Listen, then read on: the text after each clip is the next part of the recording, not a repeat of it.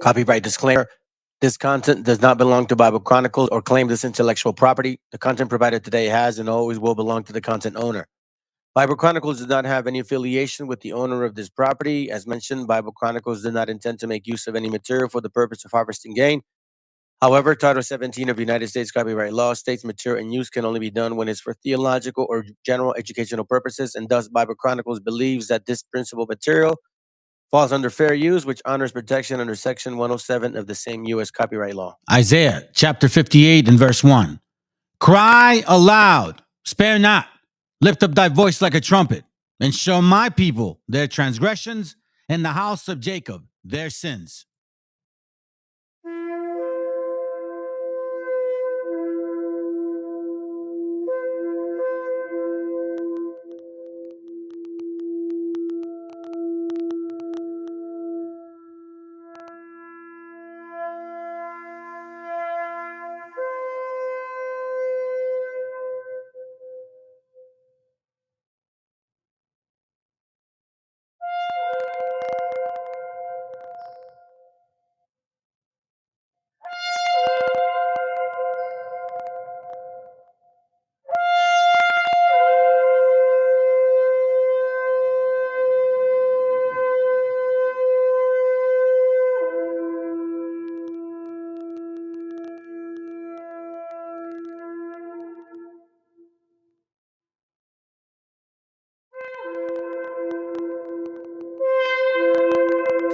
Killing Chicanos is what they want. Blacks and Chicanos killing each other is what they want. That's how they run this place. Once we get together, they don't run shit. Got a lot to learn about being Chicano. Yeah, Alcatraz, midget loco. Yeah. They never seen this coming, man. What up, Loom? What up, Oreo? 500 years of captivity. What else? Now they try to tell us how we supposed to be, how we supposed to act, how we supposed to rap. How I'm brown but my flow too black. Come on, y'all kidding me, right? Nike Air Flights fitted cock back fresh. Representando Mexicanos on the map. No estoy jugando, got bars like a battle on smack. But hold on, I'ma bring it right back. My people indigenous. I'm not sure if you getting this. By the time I'm done, you gon' be feeling this. I come from the people they call Meshiacha. I've been to the motherland, Chichen Itza. Seen the Mayan ruins, intellectual architects. Been in the cenote, seen ancient artifacts. Really? Cali is Mexico, those are the facts. They raped women, gave elders heart attacks. It was a battle, our people were outgunned. Took life and cattle, we were outdone. However, 2 wars proudly we take to the grave. Those we call our Independence Day. It's time to stand up, educate our people. Stay on our ground, let them know that we equal. We see your plan, but your plan is see-through. You can't stop my people. Mexicano, I'm brown and proud. Mexicano, I'm brown and proud. Mexicano, I'm brown and proud. Mexicano, I'm holding it down. Yeah. Story with Mexicas, Mexicano. Gave birth to the word that we know as Chicanos. Aztec warrior, man, it's all in my blood. From the Tenochtitlan, that's the heart of the love. Now I'm Mexico City, that's a modern day name. Don't let the books confuse you to be a modern day slave. Gotta get your facts right and study the culture. Don't be like Cortez, he came like a vulture. Came to just steal and take away the land. He seen what we got and he was like, damn, who would've guessed it had to be a white man. Damn it, man. Now we got stolen lands. They say go back to where the fuck you from. Man, this is my land, that's what you stole from us. I'm not Hispanic or Latino, I'm a Mexican. Man, fuck La Militia, you can have that bitch. It's time to stand up, educate our people. Stay on our ground, let them know that we equal. We see your plan, but your plan is see-through. You can't stop my people.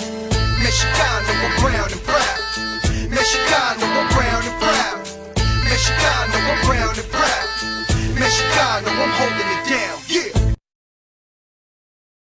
El autor viene a decirnos con mucha firmeza y gran convencimiento lo mismo que nos decía en el siglo XVIII el barón de Holbach, ¿no? Un filósofo francés de origen alemán.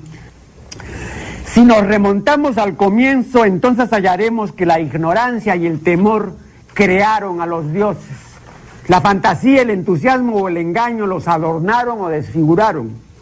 La debilidad les rinde culto, la credulidad los conserva, la costumbre los respeta y la tiranía los apoya, para que la ceguera de los hombres sirva a sus propios intereses.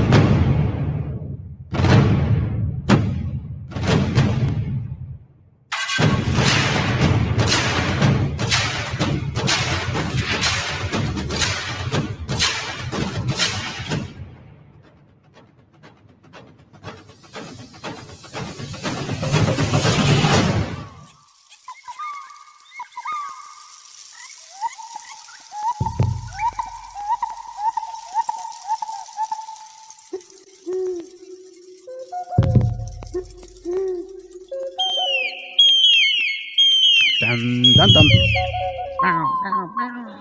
All right, family. Give me a second. Let me move this out of the way. Boom. Close you up. Stop the screening. Let me share this up real quick. Boom. Let's go. All right. Okay. All right. What's up, bro? ¿Qué huele? Shalom, carnal. Hold on a second. ¡Viva México, cabrones! Gotcha, bitch.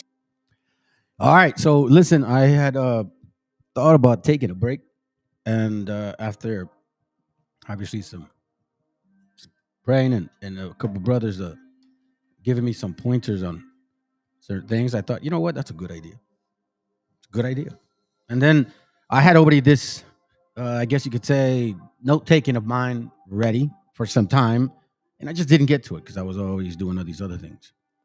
So today I'm going to touch on it. Hey, shalom, bro. ¿Cómo estás? And listen, I quite a brother told me about there's some live going on right now. You know, oh, it's Sakari with Marvelous. You should hang and ask him those questions and da da da da. But I had already talked to somebody about doing this class. So you know, I look at it like this, family. I gave you 2 years of like straight hardcore showing you who your enemy was, and gave you forensic analysis, historical books, scripture, pictures, things that I don't believe anybody has ever brought to the attention. So, you know, now that I've done that, now let's touch on the spiritual side of things. And I don't mean it like Christianity crap, okay? Don't get me wrong. I'm not going that route or anything. What I mean is simply, it's time to dissect these people. Why? What's going on, man? You know what I mean? We like to put names on things, right? I like to put titles on people. We're going to go over a lot of things today, okay? Lots of things. And I'm going to show you all particular examples of situations and that we are here in this time. So let me rephrase this. Why did I say that earlier? Because if you're here to hear some kind of anger, debate, and that, you know what, man? We're not going to have that excuse me. We're not going to have that here no more. I'm done with that. Because you know why? 2 years ago, because this 7 days, this channel will be 2 years old. 2 years ago, I went into the whole realm and it was still going on. And then 2 years later, it's still the same or getting worse. That is no growth. Absolutely no growth. And you guys are staying in a little cubicle, man. And I understand why. Because the Spirit expressed it. That's why. Because you guys are afraid. So you rather hear debates and arguments and all that, and that's going to catch your attention. So I'm going to give you something that I've seen and see if it resonates with y'all. And then maybe, just maybe, you will start discerning people as to not what they teach, but why do they teach it? What is behind them? The so-called psyche. That is the name of the class. The wicked psychology. You guys don't even realize that psychology is actually in the book. So let's begin. Says 1 Timothy. We're going to use different books, okay? So just know that. 1 Timothy chapter 4, verse 1, it says, now the Spirit the Spirit speaketh expressly, that in the latter times, some depart from the faith, giving heed to seducing spirits, doctrines of devils. Seducing spirits and doctrines of devils. So I'm going to take you deep into some words and seeing what the hell we're talking about here. In case nobody's ever showed you guys, let's hear this word real quick. Strong's G 4151 Pneuma. Pneuma. So when people tell you, you got the Spirit, you got the Spirit, they don't even know what they're talking about. Absolutely not. Absolutely not. So let's dissect this. Okay? Let's hear it again. Strong's G 4151 Pneuma. Okay, so we have that. Now that means Spirit. Holy Ghost. Spirit of God. Spirit of the Lord. My Spirit. We're going to touch on some of these things, but we're not going to use this translation to touch on those. Okay? I'm looking at something real quick. If the third person of a true and God, the Holy Spirit, co-equal, co-eternal with the Father and the Son, which some people call it the Trinity. Never referred to as a dispersonalized force. Yada, yada, yada. Let's continue. Breath of nostrils of mouth. Remember that? Genesis, right? Okay. Now here is the curiosity where it started to kick in for me. We're going to look at soul. We already hear a lot of spirituality. Oh, you got to be spiritual. Oh, those Christians are so spiritual. No, BHI said, man, if you got the Spirit, you got the Spirit. You bringing out the scriptures, Oh, but they don't know what the Spirit word means. So let's go to this word right here. Compare G5590. Now check this out. Now it says this. Strong's G 5590 Psyche. But when you read this, it's read like psyche, in a sense. Change that to QU. Because when you look at this, you're talking about now the soul, the breath of life, right? But in reality, what are you trying to tell me here? When you say that this word, in its rootness of it, means psyche. It doesn't pronounce it that way, but it's the root word of psychology. The psychology. You see, when you understand atheists and all that scientific stuff, that's what they call it. Okay? And I'm going to show you what it means when they say psychology. They don't believe that there's a you and a spirit within you. No, they believe you are the essence of it itself. So in a sense, you make the decisions. It's your pattern of choice. It has nothing to do but you being led by some good and evil force. It's your psychology. So when somebody says to this effect, now let's read it again. Maybe, just maybe, it'll start making sense. Okay, so it says now, let me close this up. It says, now the Spirit speaketh expressly. When people talk to you, you have to understand their psychology, the spirit, the spiritual psychology. How are they trying to communicate with you? What exactly is their intent? And you want to know something? Out of the abundance of the heart, the mouth speaketh. And that also means how they act and where they're coming from. Because no matter how many scriptures they say, because you know what? They'll tell me, oh, when I show you all these other books, they're going to be, oh, you're going out. You're folly, this and that. You got a spirit. Really? Okay, sounds good. But then you got people that say, I read the whole entire book. And they don't know crap. But yet, guess what? Satan read the entire book too. So what about that? Don't be fools. Now the Spirit speak it's expressly. It's kind of difficult for me to say. That in the latter times, some shall depart from the faith, giving heed to seducing spirits. It's not spirit. It's spirits, because the word spirit is ruach. This is not spirits. This is psychology.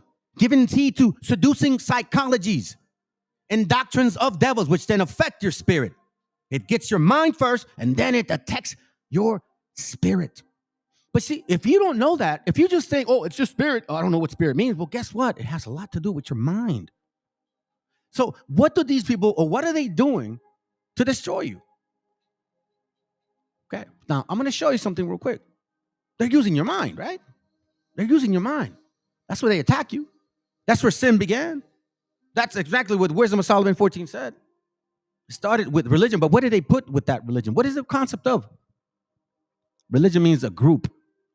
And then remember the propaganda concept, the conscious development of the conscious, something about that it's important for them to psychologically change you first so then your spirit can follow. I'll give an example. When you have anxiety, what is that reason? Why are you anxious? Why you wake up sometimes in the morning, you're like, man, I don't know why, bro. See, you don't know what you're dealing with because you got a lot of psychology within you that you don't realize it's messing with your spirit, which is why Wisdom of Solomon 9, 13, and 14 says the mind and the spirit fight all the time. But one is a little more powerful than the other if you don't prepare yourself. Now, let me show you this real quick. And this is because, again, if it resonates with you, then you may understand. And if not, you're going to go and check out some other channels and, hey, go debate, man. Go enjoy yourselves. Go feel that flesh because that's what the spirit is about now. I want to feel the flesh now, man. I want to be angry. I want to be right. You selfless, like, what do you call it? You guys are idolaters of yourselves, man. But let's go back to the point. And that he would show thee the secrets of wisdom, that they are double to that which is. Know therefore that God exacted of thee less than thine iniquity deserve it. Oof, pretty tough to accept. But how are we talking? What are we talking? What are you talking about, man? Like you see, like double or they are double to that which is, meaning that there's a double meaning sometimes to certain scriptures, or you can get double or triple meaning out of it. I'll give you an example of one. Okay. Revelation chapter 4, verse 1. After this, I looked and behold a door. A door. You ever thought about that? Maybe when you open the Bible and you open that book and all that information is also a door. It says, behold, a door was open in heaven. Isn't the kingdom of God that dwelleth in you? Didn't he say that you would put in those words in part? And I'm sure I'm talking this way because I'm trying to get to a point. And the first voice which I heard was as it were of the trumpets talking with me, which said, come up hither, and I will show thee things which must be hereafter. So what does this mean? I'm going to skip a little bit. A door was open in heaven. And the first voice which I heard was as if it were trumpets talking with me, which said, come up hither, and I will show thee the things which must be thereafter. Isn't that what Ezra's happened? Ezra, come here. Right? So now, this door, I consider it a book, for this so to speak, which is why I said Job 11 and 6. But those secrets, that means only you can know. No, not at all. One of the basic examples or steps on how I think, at least my understanding, based on what I'm getting in my experience, is what happened to me in this process. The one thing that I was working very hard at getting rid of was this. 1 Peter 2 and 1, wherefore laying aside all malice and all guile and all hypocrisy and envies, and all evil speaking. So when I first came to, I guess you could say this understanding, I just didn't want to sin no more, man. I didn't want them wicked ass thoughts in me. I just wanted to change. I wanted to stop messing up. And then something occurred. Isaiah 28 and 9, whom shall he teach knowledge? And whom shall he make to understand doctrine? Who was he going to give that to? 1 Peter 2 and 1. Wherefore those, let me see, read it again. Let me repeat it. Let me read it again correctly. This is for those, okay? 1 Peter 2 and 1. Wherefore, laying aside all malice, all of you, all guile, every single one of y'all have it, including myself, and hypocrisies, we all have it, and envies, and all evil speaking. As newborn babes, desire the sincere milk of the word, that ye may grow thereby. Which is why when I read Isaiah 28 now, and I see this Isaiah 28 and 9, it says, whom shall he teach to understand doctrine? And whom shall he teach to knowledge? God, slow down, bro. Whom shall he teach knowledge? And whom shall he make to understand doctrine? them that are weaned from the milk and drawn from the breast. So here it started telling me, before I can even grow from the milk is going to help me get rid of all of this here, because it's correction. That's what the milk is about. Correction. Some of y'all didn't understand when I was trying to explain, but I'll say it. Correction. 1 Peter 2:2, as newborn babe, desire the sincere milk of the word, that ye may grow thereby. So the beginning steps was baby steps. I didn't ask for this. And I've thought so many times of stopping. I didn't, you know what I'm saying? Like I've told brothers before, man. And then I read a couple things, and a brother posted something that, man, it just hit, bro. He posted I think like a picture of, like, you know, when it's calling you, it just doesn't stop. Meant to be for that. So let me read this. Isaiah 8:11. For the Lord spake thus to me with a strong hand, and instructed me that I should not walk in the way of these people, saying, shall ye not. Let me read that again. I read it wrong. Okay, let me read it. For the Lord spake thus to me with a strong hand, and instructed me that I should not walk in the way of these people, saying, say ye not a confederacy. Tell all them to whom this people say a confederacy. Neither fear ye their fear. Listen, neither fear ye their fear, nor be afraid. A confederacy is like a group of people making you believe something. Which is, remember what I said? So psychology first attacks your mind, and then it gets your spirit. Neither fear ye their fear, nor be afraid. Then it says, sanctify the Lord of hosts himself, and let him be your fear, and let him be your bread. That's why, scripturally speaking, it says what? Don't be your respecter of people. Fear him. Show thyself approved unto God, not man. Sanctify the Lord of hosts himself, and let him be your fear, and let him be your dread. Because guess what? When people started telling me stuff about certain things, and I'm like, man, you know, he's got a point. Hey, this translation is up. Hey, you know what? He's got a point. And then I started getting deeper into certain things, right? Outside of the so-called Old Testament, Apocrypha, and New Testament. And I was telling bros at times, like, this will definitely trick you. If your spirit is not solid, you are going to waver. You're going to be like, damn, this, I don't know. I don't remember now. I don't want to read that. This is what Christians do all the time. And this is what BHI, I'm telling you, BHI is doing is, you hear the regurgitating crap all the time, and then you find holes in their, whatever they call doctrine or devils, and you realize, no wonder you got holes. This is the same group of people that told us in 2000 the world was going to end. All of a sudden, we're supposed to forget that? Didn't they tell us Christianity brought us this situation? And don't forget that, but hey, forget about that. So neither fear ye their fear, nor be afraid. Sanctify the Lord of hosts himself, and let him be your fear, and let him be your dread. I'm sorry, verse, should I read it? Yes. And he shall be for a sanctuary, but for a stone of stumbling, and for a rock of offense to both the house of Israel, and for the jinn, and for a snare to the inhabitants of Jerusalem. So see, when you fear the Lord, and you listen to these people that are telling you, hey, no, don't read that. You out the spirit, Doc. Why? Nah, what do you mean? Why you believing that, man? You out the spirit. No, you got to stay right here, within our books, right here. And because you believe them, psychologically speaking, then your spirit got afraid, and you believe them. Which is why a lot of you guys are in these classes, in these camps, wanting to step outside, but you're afraid. You know damn well I'm not wrong. Because they put the fear of spirits in you. Not the spirit, not the one you're looking for, not the spirit, but spirits. Spirits. Why is it important to know the difference? It says here, don't be afraid. Let me go back to Isaiah 2. Isaiah 8 and 12. I want to prove something real quick. Isaiah 8 and 12. Let me go back. Say ye, let me see.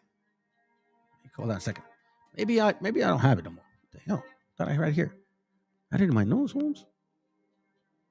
All right, here we go. Give me a second. Okay, I'll make it quick. Right away.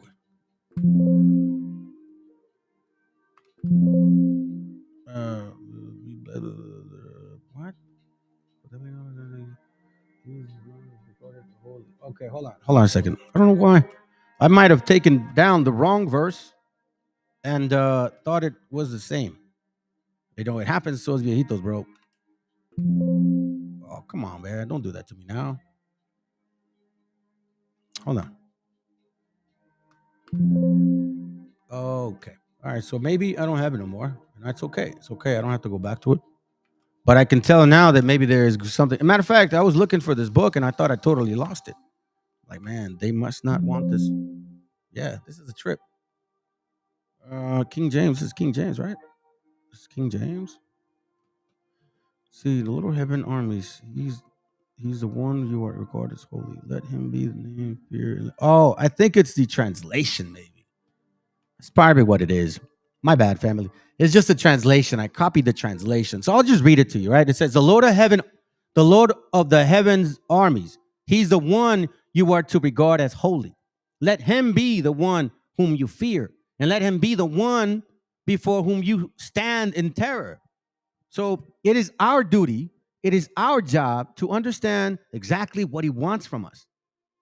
And you got to go sometimes deeper than you think you may need to. But unfortunately, a lot of people, because they don't study, because they're afraid, and because they'd rather be told, or because they're not really sincere, is it really about this our so-called heritage? Because, I mean, let's put it this way. We don't have the original Hebrew, and the original Hebrew is not Paleo-Hebrew, nor is it Aramaic Hebrew, definitely not Greek. So we have to consider real facts that this book or books can have some missing information, or what some people call corruption, transliteration. So when we're dealing with corruption or transliteration or missing information, shouldn't we be sure for ourselves what we're following? Let me say what's up to everybody. Hey, what's up, Experto? What's up, bro? Hey, Julio, what's up, man? Hey, VTC, ¿qué ole? What's up, bro? So again, this is where you have to start drawing the line. If you're unsure where you're at right now, that's a problem. Because remember, the scripture said, man, cold or warm, you got to be right and sure. But also, since you're trying to understand, let's say you're behind, or even if you're ahead and you're still not sure, but now you have to understand that the people that you're dealing with, you're looking at them, yes, Canaanites, Edomites, Ishmaelites, all that stuff. Yeah, all of that. Yeah, of course. Generations and groups all do act that way. But at the end of the day, why are they teaching what they teach?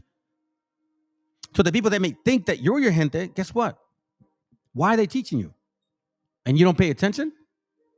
Because the truth is that everything is blurry right now, family. Everything is going to be blurry.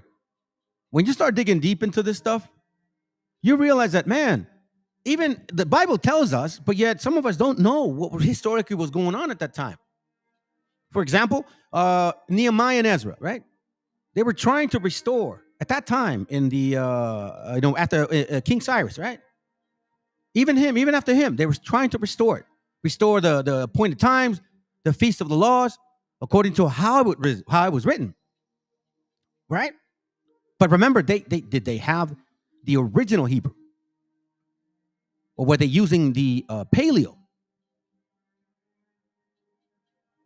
And we know that by this time, in Nehemiah time, right, we know that they were already mixing with other nations.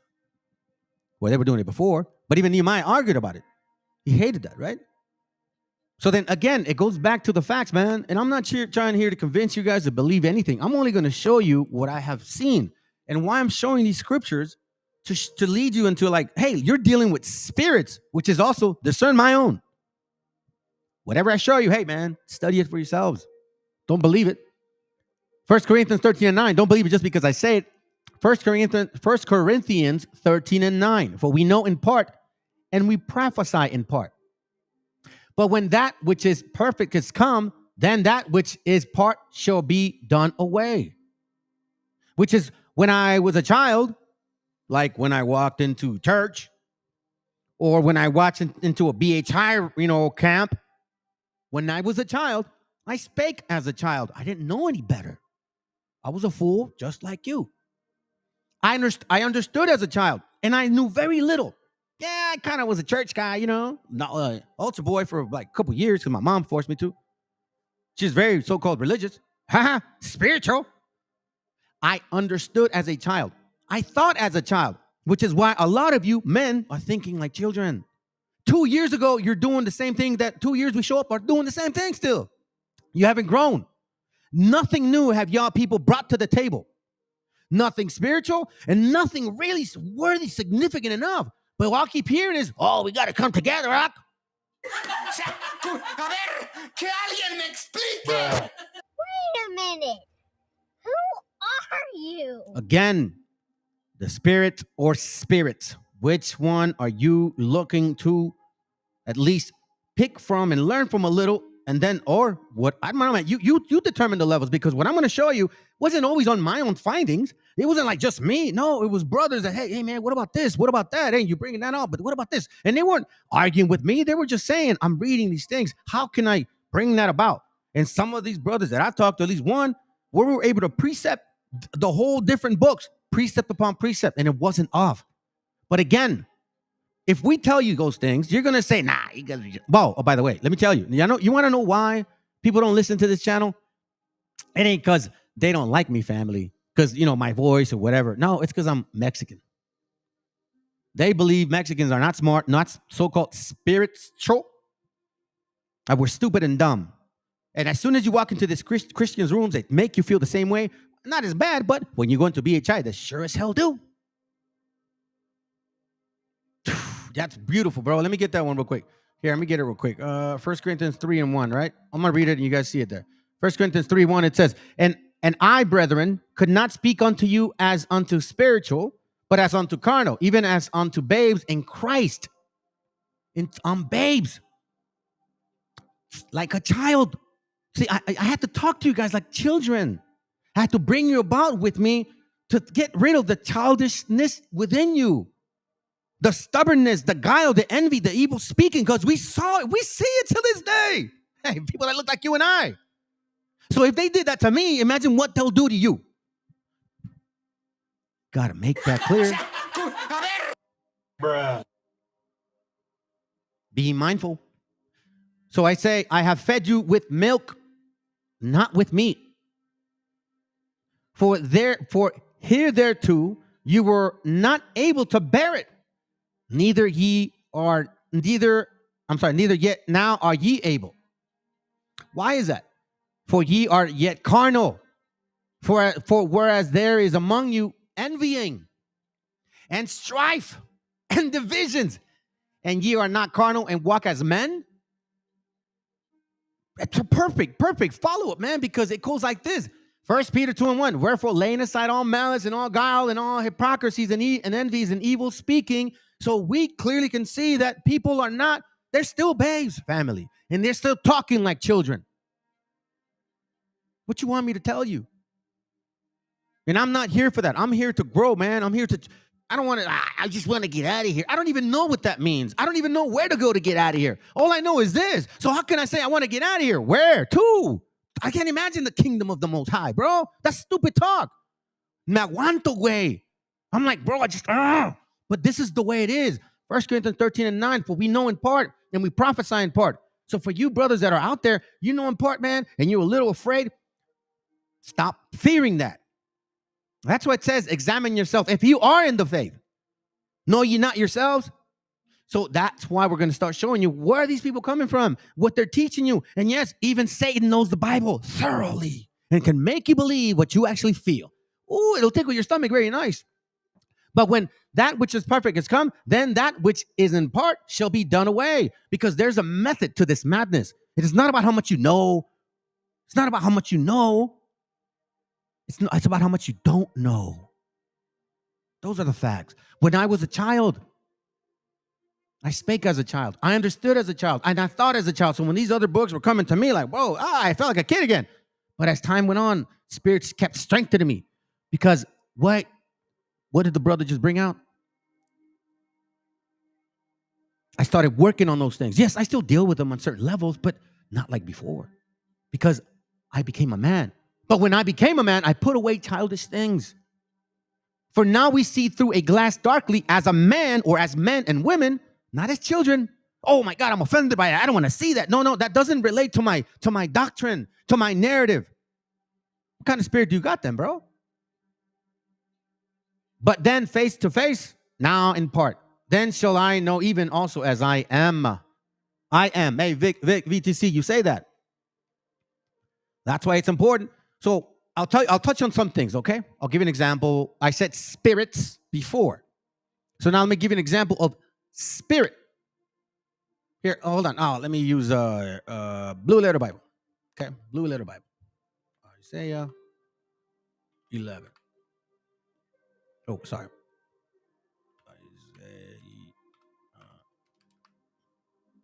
Okay, so it's Isaiah 11 and 2. Let's break this down. Let me read it real quick. And the spirit of the Lord shall rest upon him, the spirit of wisdom and understanding, the spirit of counsel and might, and the spirit of knowledge and the fear of the Lord. Because that should be it. This is not Hebrew. This is not Paleo Hebrew. This is not even Aramaic Hebrew, square script. This is straight up, Yiddish, whatever they call that thing. Masoretic text. We're going to start seeing some of these things. And why do they call them those things? So again, what you're reading also has spirit or spirits. So what does spirit mean in this definition? Well, what is the definition of this spirit? The spirit, not spirits. Strong's H 7307. Ruach. Ruach, right? Ruach. You see? Strong's H 7306. Ruach. All right, so let's go back. So we see here wind, breath, mind, spirit, breath, wind. This is exactly what spirit means. But remember, when we're talking about spirits, it's a different concept. So we're surrounded by spirits. You're dealing with spirits. Now you need to start looking at things like this. Teachings and doctrines and all that white, black, yellow, gold. Yeah, it's all going to come. Yes, they're all part of that game. But now you got to protect your spirit because psychologically speaking, I think we've proven who they are. So now let's find out what their doctrine's truly about. What are you really teaching, Ak? What are you really trying to say? Now I'm going to put y'all to the test.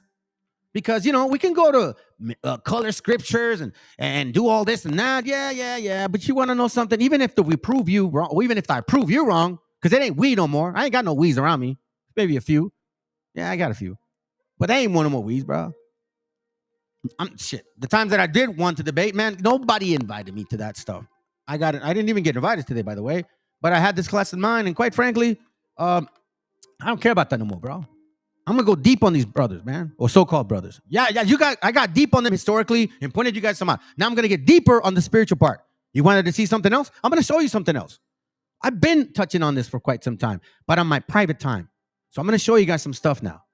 Thank you, brothers, for providing those books to me, man. I'm sorry. 1 Sam chapter 18, verse 10. So now we're talking about this spirit here. And it came to pass on the morrow that the evil spirit from God came upon Saul, and he prophesied in the midst of the house. And David displayed his hand, and David played with his hands as at other times, and they were a javelin in Saul's hands. He's kind of like, moving the knife around. You know what I'm saying? Trying to spin it around, right? And Saul cast the javelin, for he said, I will smite David, even to the wall with it. And David avoided out of his presence twice.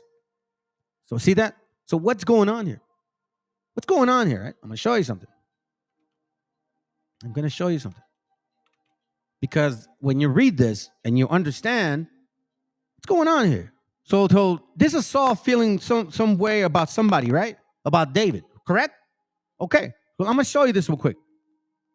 Where you at? Let me see if it's this one. Is it 19:9 or Hold on, give me a second. I'm not messing this up. I'm not messing this up at all. I should have took a picture of it, but maybe I didn't. First Samuel. Okay, hold on. Oh, that's why. That's why. What am I doing, bro? I'm just a little way. I was way off, man. First Samuel 19 and 9. Check this out. And the evil spirit from the Lord. You understand that? And the evil spirit from the Lord was upon Saul. Oh, wait a minute. Hold on a second. So there was an evil spirit from the Most High in Saul. So David looked at Saul, but maybe David understood there was a spirit in him, right? Hey, remember the Messiah told Peter, he was trying to stop some like, no, you're not going to die. No. Hey, man, you got Satan in you. As he sat in his house with his javelin in his hand, and David played with his hands. So here, there's this spirit. The Most High sent this evil spirit on Saul. You see this? An evil spirit on Saul. So let me take you a little bit back to something. Okay? A little back, a little forward. Check this out. So we see that Saul was angry at David, but then now we're like seeing that, okay, this spirit was in David. I mean, Saul. It was in Saul, not David, okay? 1 Kings 22. Watch what it says here. And the Lord said unto him, no, let me go back. I'll say 1 Kings 22 and 20. And it said, and the Lord said, who shall persuade Ahab? Who shall persuade Ahab? So let me give you a real quick synopsis of what's going on. The Most High standing there, and he brings about the spirits. Then he says, and the Lord said, who shall persuade Ahab? Remember, in Job 2 and 2, he called the spirits, including Satan. Hey, what are you doing, man? Oh, to and fro, effing around, destroying your people. That he may go up and fall at Ramoth Gilead. And one said in this manner, and another said on that matter. So they were like, okay, so what you got planned? What are you going to do? And he says, and there came forth a spirit and stood before the Lord and said, I will persuade him. And the Lord said unto him, wherewith? And he said, I will go forth, and I will be a lion spirit in his mouth of all his prophets. And he said, thou shalt persuade him and prevail also. Go forth and do so. So now we can see that this spirit got into, well, not this one specifically, but this is the way things are working, family. This is the way things are working. And if you're not looking at people this way, you're going to get caught up in some situation. I'm telling you, I learned it already. Can you imagine? They say that about me. What would they say that about you? 2 Chronicles 18 and 21. And he said, I will go out and be a lion spirit in the mouth of all his prophets. And the Lord said, thou shalt entice him. Remember 1 James 1:14, how lust, and I'll show you. I'm going to give you guys a little bit of like how this is all connecting, okay? So it says here, 1 James 1:14. So when you understand what you're dealing with, then those are spirits, okay? That's why I said one time, thoughts are spirits, but somebody didn't believe me. It's okay. James 1:14. But every man is tempted when he is drawn away of his own lust and enticed. Whew. Then when lust has conceived, it bringeth forth sin. And sin, when it's finished, it bringeth forth death. Why? Because that spirit is like, nah, man, go ahead, do it, bro. Go ahead, do it, bro. Do it. Hey, do it. And you're tempted. Now you're, yeah, you're probably right. Man, just a little bit, man. Maybe just halfway. And now, guess what? Once you actually committed to it, it's gone. Then it's gone. Let me read it from the top. 2 Chronicles 18:20. Then there came out a spirit and stood before the Lord and said, I will entice him. And the Lord said unto him, wherewith? And he said, I will go out and be a lion spirit in the mouth of all his prophets. And the Lord said, thou shalt entice him, and thou shalt also prevail. Go out and do even so.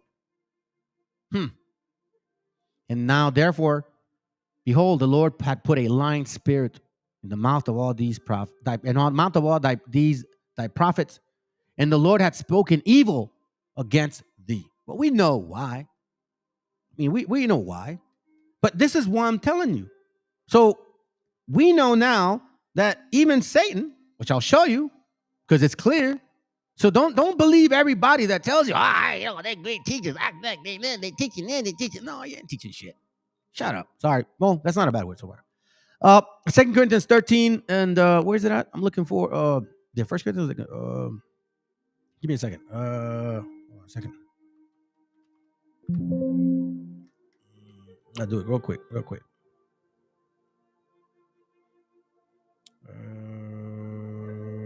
There it goes, right here. 2 Corinthians 11 and 14. And no marvel. I'm sorry, no, 13. For such are false prophets, deceitful workers, transforming themselves into the apostles of Christ. Oh, Yahushai, Meshiach, the Yahushai. We want to follow Yahushai, but they're in strip joints, strip clubs, having multiple chicks. Like, come on, man. Abusing children. Like actual generals from certain camps are child abusers that supposedly repented. Move. Wait a minute.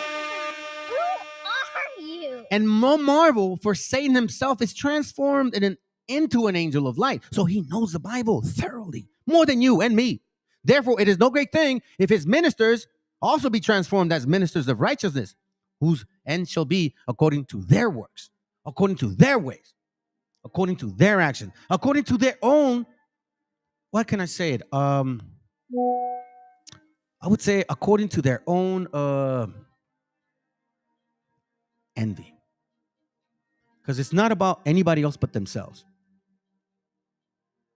It's not about anybody else but themselves, man. Let me go back to it real quick. I'm not going to leave you behind, bro. Let me read that. 1 Samuel 8, 16, 14. Let me not forget, okay? 1 Samuel 16, 14. Then it reads right here. It says here, but the Spirit of the Lord departed from Saul, and an evil spirit from the Lord troubled him. So as you know, that you can't, you either serve the Most High or you serve Satan, bro. It's the way it is. That's what it says. You can't serve two masters, bro. You can't serve two masters. It's very clear and very expressive that you cannot serve two masters, which is extremely important now to understand how it works on your mind and your spirit. Like, for example, if you're dealing with lusting, right? Let's say you're like me. I don't want to say it now, but when I was whenever I was like a heavy drinker, right? I wasn't shooting people or robbing and stealing. It was me drinking. Not when I got married and all, but when I was younger, it was me drinking and, females. I already expressed this with my wife. That was my issue in that time because I really did. It was drinking, women, and fighting. That was it. Partying. So me particularly, that was never not easy for him. Never not difficult. But yet, let's say I join one of these camps and they're like, oh, it's cool to go to a trip joint, bro. It's cool to go to club, man. It's all good, bro. It's good to get their numbers, man. Hey, you could deal with prostitutes. For real? And I've always been dealing with that lustful spirit. Again, but every man is tempted when he is drawn away from his own lust and enticed. So, for example, if I'm a drinker, these guys are drinking all the time, but they say it's okay. And they're enticing you for it, right? So again, you got to reflect on who and what spirit is in them. Because the Most High said he's going to put a lying spirit on these people. And how do you determine that? How do we even know? Well, first of all, we got to kind of look back a little bit. You got to do your history on some people, man, and be okay to say, look, man, I'm tired of this shit because, excuse me, but you guys are confusing me and I just don't get it no more. But that doesn't mean leave and run away and go away from the Most High. No, that's the problem with some of y'all, most of you guys, that you do walk away and you never realize that it wasn't that. You were being misled the entire time. But because you didn't discern your own self, you didn't examine yourself, you didn't get rid of guile and hypocrisy and envy or evil speaking, when you were challenged, then you fail, which goes to the 4 seeds, my dear Jesus. You guys are not easily going to get it.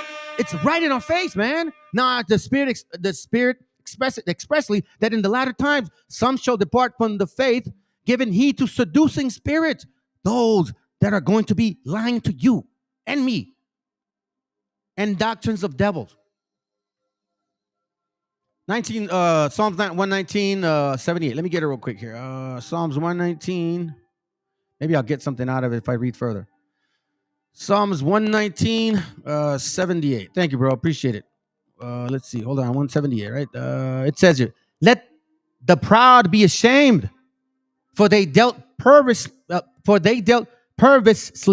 with me without a cause. but I will meditate in thy precepts. Here, let me translate this a little bit. Let me see. May the proud be ashamed for falsely accusing me. Ooh. As for me, I will meditate on the instructions. Thank you, bro. I like that, man. Yeah, because the facts are facts, man. I don't think I've ever tried to teach a narrative. All I did was I showed you guys what I saw. I showed the books. I showed the examples. I pointed the finger at who they were. And some of y'all, because I pointed the finger at them, because they're them, then they hate it. Well, guess what? Then you're no different than what we've been through. Because we already know, okay, we know Christianity. We know what came from it. I've given you histories of Sumarraga, who they came, the bishops, how he was the one that implemented the Virgin Mary. He was the one that took away all our books. He was the one that actually not authorized not for the Bible to be printed. He was the one that authorized for us to learn Ave Maria, Padre Nuestro, Los 10 Mandamientos, what is Rosario, so all those major ones that every Latino, Hispanic knows of, man. If you know Spanish, you know them for a fact. So we know those doctrines, but then all of a sudden, BHI comes about. And some of you love it because you are enticed by your lust. Because a lot of you like lusting. They're giving you carnal food, and they're covering it up by saying, repent. I mean, then they say, well, it's already written, so you know what I'm saying? Just be you. But what? Y'all are Christians or not? Are you Christians or not? But I'm going to show you why they talk this way. Remember where they learned this from. Never forget, I showed you guys this book by Bishop Matthews, right? Where Sakari, ISUPK, IUIC, and GMS, and all these camps are all from. They can deny it all they want. But guess what? When you look at them, you realize, what a bunch of hypocrites. What a bunch of hypocrites. Because this is where this BHI doctrine came from. We're going to dissect this one, and we're going to look some other ones too. This is not the only one. But it relates a little bit. I showed you this book, Black Israelite by Crowledge. So I'm not going to read thoroughly. I've seen it, but I showed it to you guys before. But I want to point out some of these things. You see, this guy here, Pentecostal churches and its secret knowledge drawn from Freemasonry, Jewish Kabbalah, and African American conjuring. So it's talking about that the BHI's beginnings were of Freemasonry and Jewish Kabbalah and African American conjuring, meaning African stuff that you guys did over there. Now, we know what the star is like. I mean, you guys can ignore it all you want, man. You can ignore it all you want, but I'm going to show you what this star is really meaning and the relationship to the star. It's borrowed from popular esoteric sources, would have included Freemasonry, spiritualism, spirits, black nationalism, it's about being black and woolly, and African American versions of Orientalism. Very interesting. So, but that's not my point. We're seeing though that there's a history to this people, to this so-called Matthews that was teaching these people, because all of you who are so-called BHIs, you all come from this, and don't deny it. You do. So now, if you say Christians are devils because they worship whatever, this and that, or they change the laws, okay, sounds good then. Well, guess who changed your stuff? You come from Kabbalist science and the hidden theology of Black Judaism. What does this come from? It comes from here. Now, I've showed you guys other books, which is like the lost myth, the tribe, or the lost tribes of myth, and he actually talks about this. The commandment keepers, that's where they came from. One member of the commandment keepers. ISUPK knows this. IUIC knows this. GMS knows this. All the leaders of them camp leaders, they all came from this. Tell me I'm wrong. You're not. You will never tell me I'm wrong. Because you can't. The 6th and 7th book of Moses? Are you serious? Why is that? Because it says here, Moses became identified with Hermes Trismegistus, the emerald tablets. Wait a minute. Hold on a second here. So now I'm going to read this to you. Matthew's personal papers in the Scumdom Library in New York included 2 amulets, of geometric design and Hebrew words borrowed in part from the 6th and 7th book of Moses. Okay, now.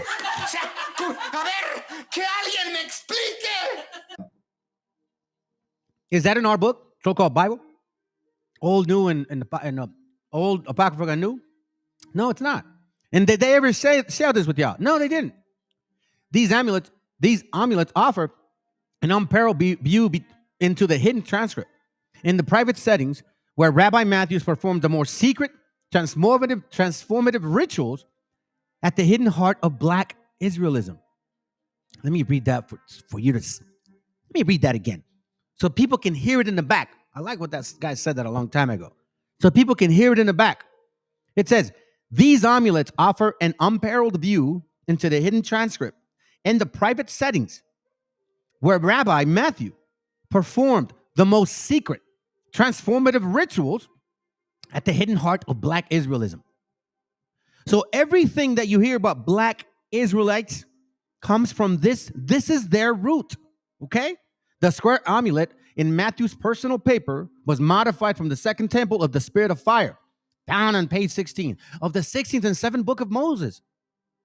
What makes the derivation of Matthew's diagram from the de Laurent diagram indisputable is the fact that the de Laurent has produced a calligraphic error in the Hebrew that Matthews has repeated. The word at the bottom, haka'ak, meaning the power, has been miswritten. An errant vertical cross closes the gap. Look at that. What is that? Some kind of squared Hebrew diagram? What are you worshiping? In the middle letter, making it. I don't really want to get into it. I don't want to take too much time on this.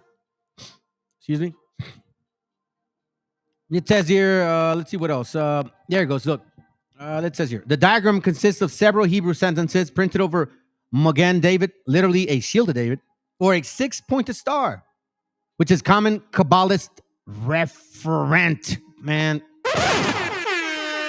So go watch that channel over there, bro. Go watch them. Enjoy yourselves. Enjoy that beautiful so-called wicked star.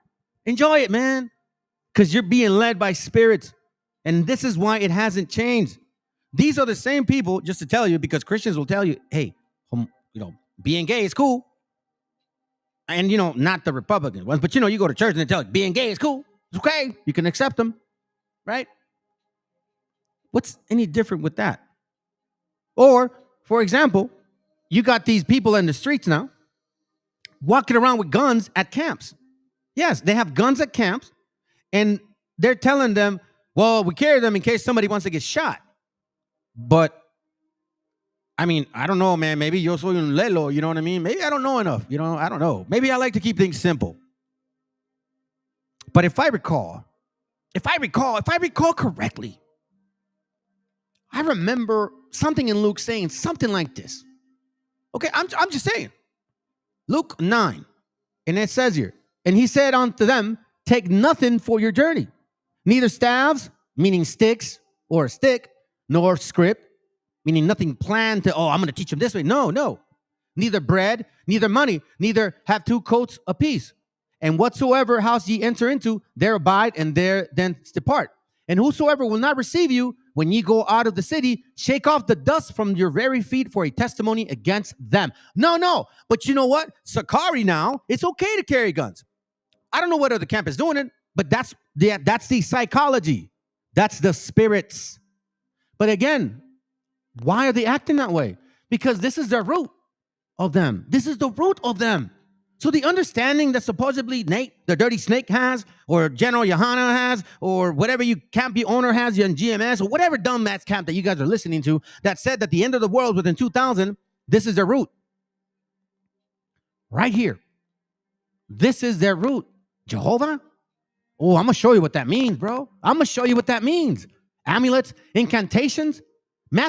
God is even possible that through the ritual use of these amulets and incantations, Matthew believed himself able to unify the triune parts of the Pentecostal Godhead.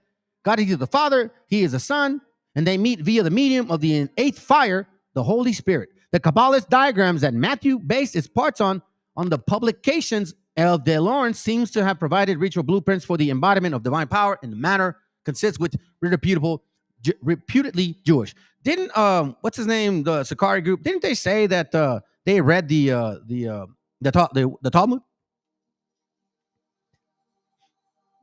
You got time to study that, bro? It's very clear. So where are your sources? So your spirituality, where you guys come from, Black Israelism was lived through secret spiritualist and Kabbalist rituals that taught openly through Masonic affiliates and Sunday schools. On a larger scale, the rise of mystical African American esoteric religions at a height of 1920. So here's one example. That's why it says test the spirit. That's why it says test the spirit. Now I'm going to bring you some attention to some facts here, because I think it's very clear that, like I said before, we know in part, we understand in part. This is from a book that I have. A book that I have on, hold on, is it 115? The 1963 or 73, I can't remember the year. The Zondervan Pictorial Dictionary Bible. And it's a lot more thorough than the dictionary Bible that you guys buy at the store, the little one. This is a lot more thorough. But let's think about this for a second. Look at this. Okay? This is pretty amazing. And I'm bringing it to your attention because it has a lot to do with spirits. People. Why are they translating the word of the Most High so freely?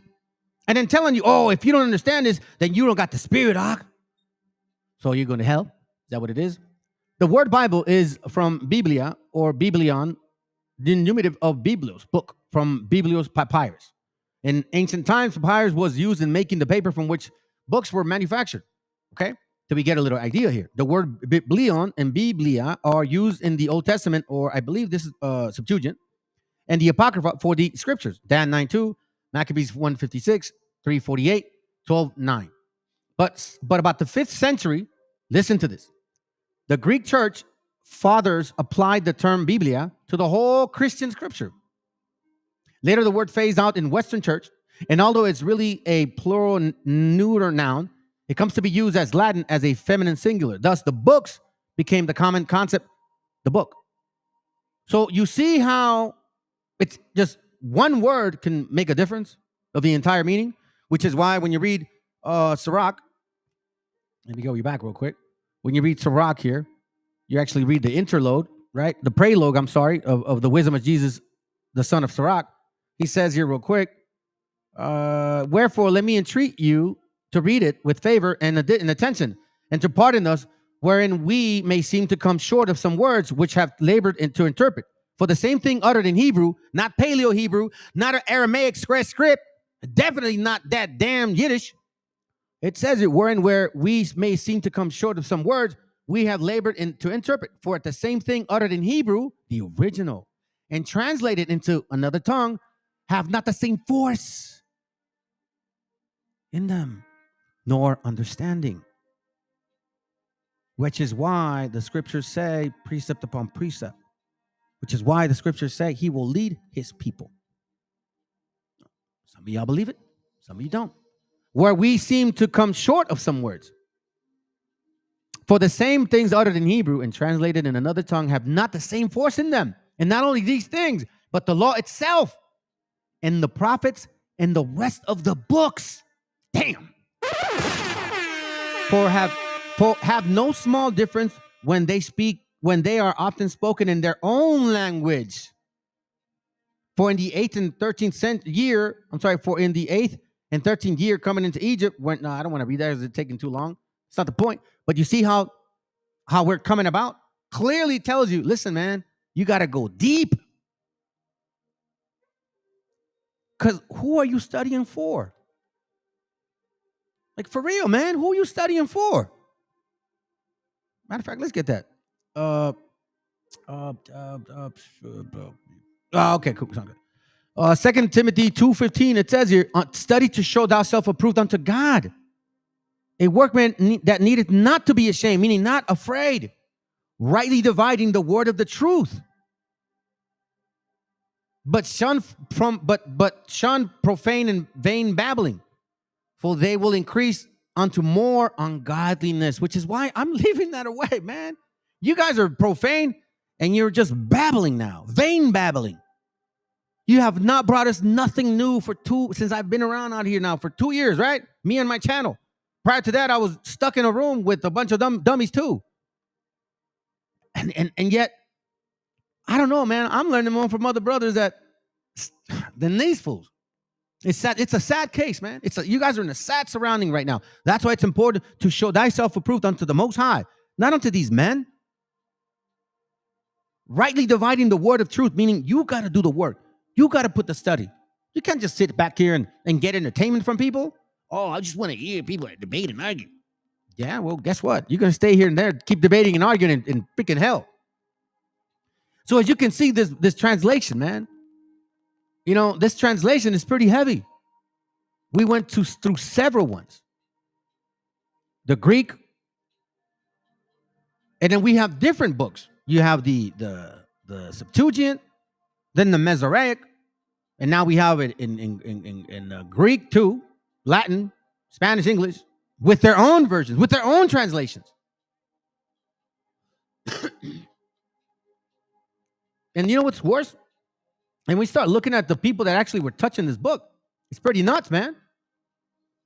Seriously, it's very crazy to be quite frank with you. I'm gonna touch on that right now. Don't forget, it's all good. It's all good. We have a person like William Tyndale, the next great figure, around 1492. He made some changes to the book or books. So because what? You think because they know more than you, you're cool with that?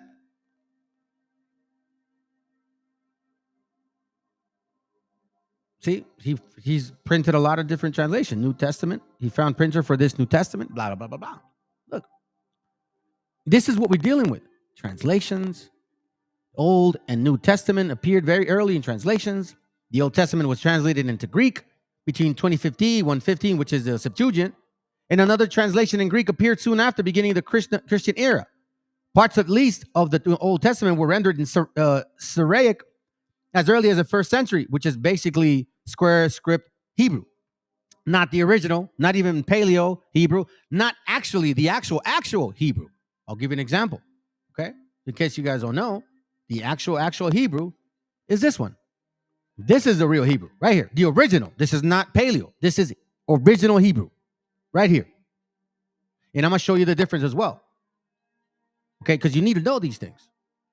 Because if you don't, then yeah, that's going to be a problem. Hold on. Where do I left off? Oh, that's right. Yeah. Telegram. Okay, my bad. Okay.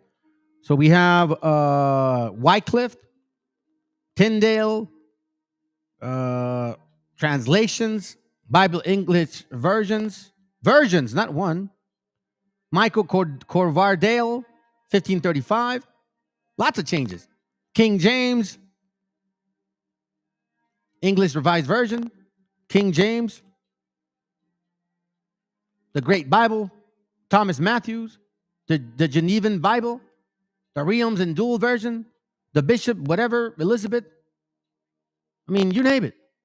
Whatever tickles your giggle, go with that. And that's some sad stuff, family. Revised Standard Version, English Version. And people, I'm telling you right now, what I've realized is just that, man. People are afraid.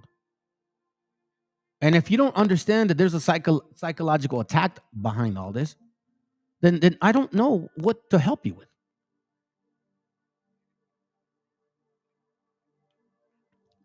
Like, watch this real quick. The spirit, ruach, right? Pneuma, the wind. I'm going to show you this real quick.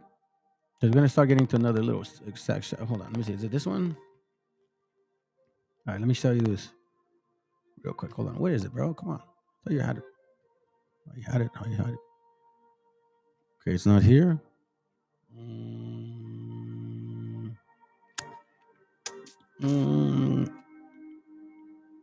Oh, yeah. Yeah, that's it. Here it goes. So I wanted to show you this. I looked this word up. It was right next to it.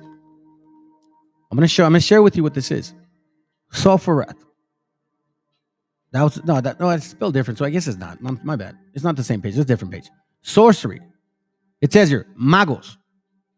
Right? One who claimed to have supernatural power or knowledge. He often used magic, potions, and was considered to be in the league with evil forces. The practice of sorcery was widespread in ancient times. Exodus 7:11, and was regarded as evil practice for Israel. The practice of the occult arts was prevalent in the New Testament days. Simon of Samaria used sorcery, but was converted under Philip. Paul and Barnabas found a sorcerer in Paptos. But it's been going on since back in the day, right? Sorcery, enchantments. Why? Why the need? Well, I mean, if you guys remember, who was dealing with sorcery? So now let me start showing you some things here, okay?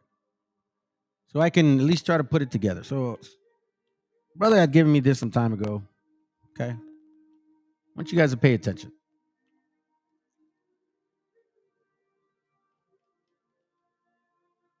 Maybe I'll see it later.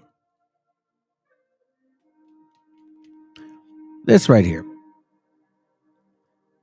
In this particular material, it's talking about the Samaritan Pentateuch. Okay? It's quite interesting. The only Paleo-Hebrew Bible on earth. Okay? It's quite interesting. In this book, you get an idea of how translations were changing and working. So the transmissions of the Old Testament from 1446 BC to 550 AD. So here it says the Ten Commandments hieroglyphic view, right? Hieroglyphic view. Then it says here the Mosaic Ten Commandments Book of the Law, hieroglyphic Hebrew in Sinai. The Neolithic Samuel translation, Paleo-Hebrew, later on. Then in 1623, Joshua finds the lost Paleo-Torah. The Samaritans have the Pentateuch as well, copy of Joshua's Paleo-Hebrew. But in 458 BC, Ezra's translation to Aramaic Hebrew begun in 458 BC. Aramaic Hebrew, which is called today square script Hebrew, moves Joshua's altar from, and then that's when they're starting to argue about the differences, right? But again, what did I read in Sirach? Because it doesn't have the original translation, they're doing it in part. Because they had the Paleo-Hebrew, but that wasn't enough. Then after that, we get the Septuagint, the Greek translation, the birth of the synagogue, as we know it, and then Aramaic Hebrew, square script. So we see it's moving right along. But as more translations you get, the less understanding, the less clear it becomes. I'll say it like that. Then in 160 AD, you got the Masoretic translation, and then Val Masoretic or Masoretic translation. Then we see the Septuagint Vaticanus, more translation, and then so on and so forth. Then King James now, King James, Doc. So the reason I'm bringing the example is because when I'm looking at these things, these guys are also talking about Dead Sea Scrolls. They're talking about a bunch of different things, right? That some of you guys, like some Old Testament keepers, they go and say, oh, the Dead Sea Scrolls are legitimate. I don't know why you guys believe in the Messiah. F him. The New Testament. But yet, he's in there too. I just don't understand this, man. You are very selective in your things. Every one of you. So now I have to question your spirit. I have to understand now what's going on. Wisdom of Solomon 5:7. We wearied ourselves in the way of wickedness and destruction. Yea, we have gone through deserts where they lay no way. But as for me, the way of the Lord, we have not known it exactly, man, for quite some time. Everybody's being misled by spirits, and everybody's being too afraid to study. And the moment you think, oh my God, I don't know, then you go resort back to your fear once again. And that fear has a lot to do with your lack of repentance, in case you don't know it. I don't want to get too much into this, but you see here that the translations are pretty legitimate. The Masoretic Hebrew, because in the King James Old Testament, just give you some examples, translated from Masoretic Hebrew text, meaning the definition, the translation. In King James, right? I'll show you this right here. Proverbs 21:12. The righteous man wisely considereth the house of the wicked, but God overthroweth the wicked for their wickedness. Proverbs 21:12. A righteous man understands the heart of the ungodly and despises the ungodly for their wickedness. Okay. A little more clear to understand.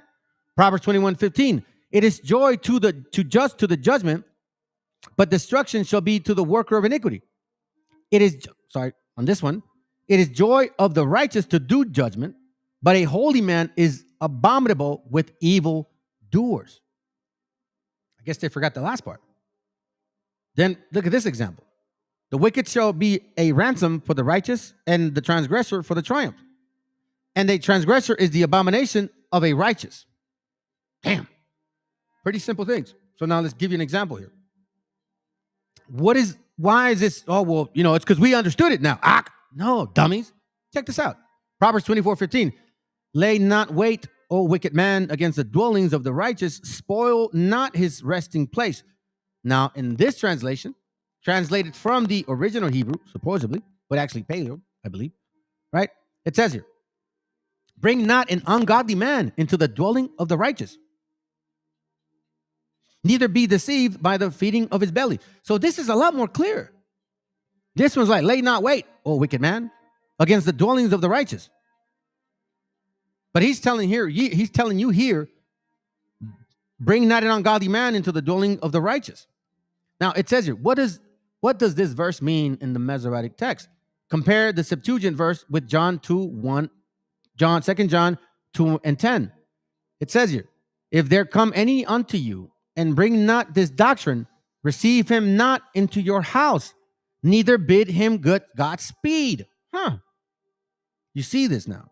So in King James, it doesn't translate it. It doesn't precept with the New Testament, but it does technically precept, well, so-called New Testament of King James with the Septuagint. So let me repeat that again. So the King James Old Testament compared to the King James New Testament does not precept 2 John 1:10 the same way the Septuagint, which is translated from an older Hebrew, does precept with 2 John 1:10, which is King James. So they're like, okay, well, that's weird. So it says here, Proverbs 24:31, it says, the Masoretic text does not explain why this field is barren. The Septuagint explains that the reason is because he was not cared or helped by anyone. So let's read it. I went by the field of a slothful. I like this scripture. I went by the field of a slothful, and by the vineyard of a man void of understanding. And lo, it was all grown over with thorns, and nettles had covered the face thereof, and the stone wall thereof was broken down. So then I looked upon it, I understood, So what these people like to do, which is why you have to understand what kind of spirit is moving them. A lot of camps tell you this. Well, if you don't understand it, it's because you don't have the spiritual understanding. Oh, okay. Yeah, you're right. But if I would have read it in the Septuagint, a foolish man is like a farm, and a senseless man is like a vineyard. If you let them alone, they will altogether remain barren and covered with weeds, and he becomes destitute, and his stone walls are broken down. So if I read it, I'm like, well, that means like if you don't really pay attention to your stuff, like it's gonna be pulling apart, right? Well, exactly, you got the spirit, But when they read Proverbs 24 and 30 and 31, oh, I don't know. No, you're not ready. You see how they use knowledge righteously or unrighteously? Is it really to teach you to grow, to give you sincere information and knowledge for you to change? Or is it to make sure that they're the head and you're the tail? Proverbs 27:21, as the fining pot for silver. As the fining pot for silver and the furnace for gold, so is a man to his praise. But then Proverbs 27 and 21 says, fire is the trial for silver and gold, and a man is tried by the mouth of them that praise him. The heart of the transgressor seeks after mischief, but an upright heart seeks knowledge, which relates to, for example, no, not this one, relates to, which one the brothers had? Hold on. Which one do you have? I think somebody put it, man. Okay, maybe I was thinking something else. What is the connection in the Masoretic verse? It is very unclear. Whereas the Septuagint is very revealing. So I'm not saying, oh, read the Septuagint. No, I'm not saying that. Because I read this, and I read this, and I read this, and I read this, and I go here, and I go there, and I go here, and then I go here, right? And then I go here, and then I go, let me see what this means, right? And then I go here. I'm just showing you what I do. And then I go here. Strong's H3318. That's not the point, right? And then I go read and see what it means. And if a word doesn't make sense, then I go actually in dictionary Bible to understand the word for myself. Because I wasn't born with a silver spoon. I never had the highest grades. I was not very educated. So the work has to be done.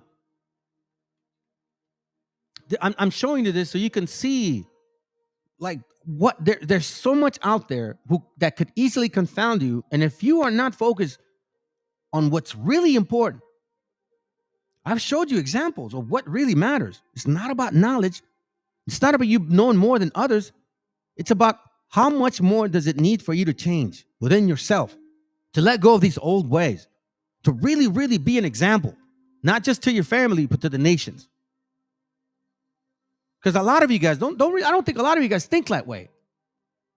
Y'all hate these other nations, yet the scripture said, man, you're the example. You're the light. But you sure as hell don't show it. You don't show the light. Not one bit. Showing the Dead Sea Scrolls right here. Emmanuel. The young woman has conceived, bearing a son, blah, blah, blah. And you see this in here too.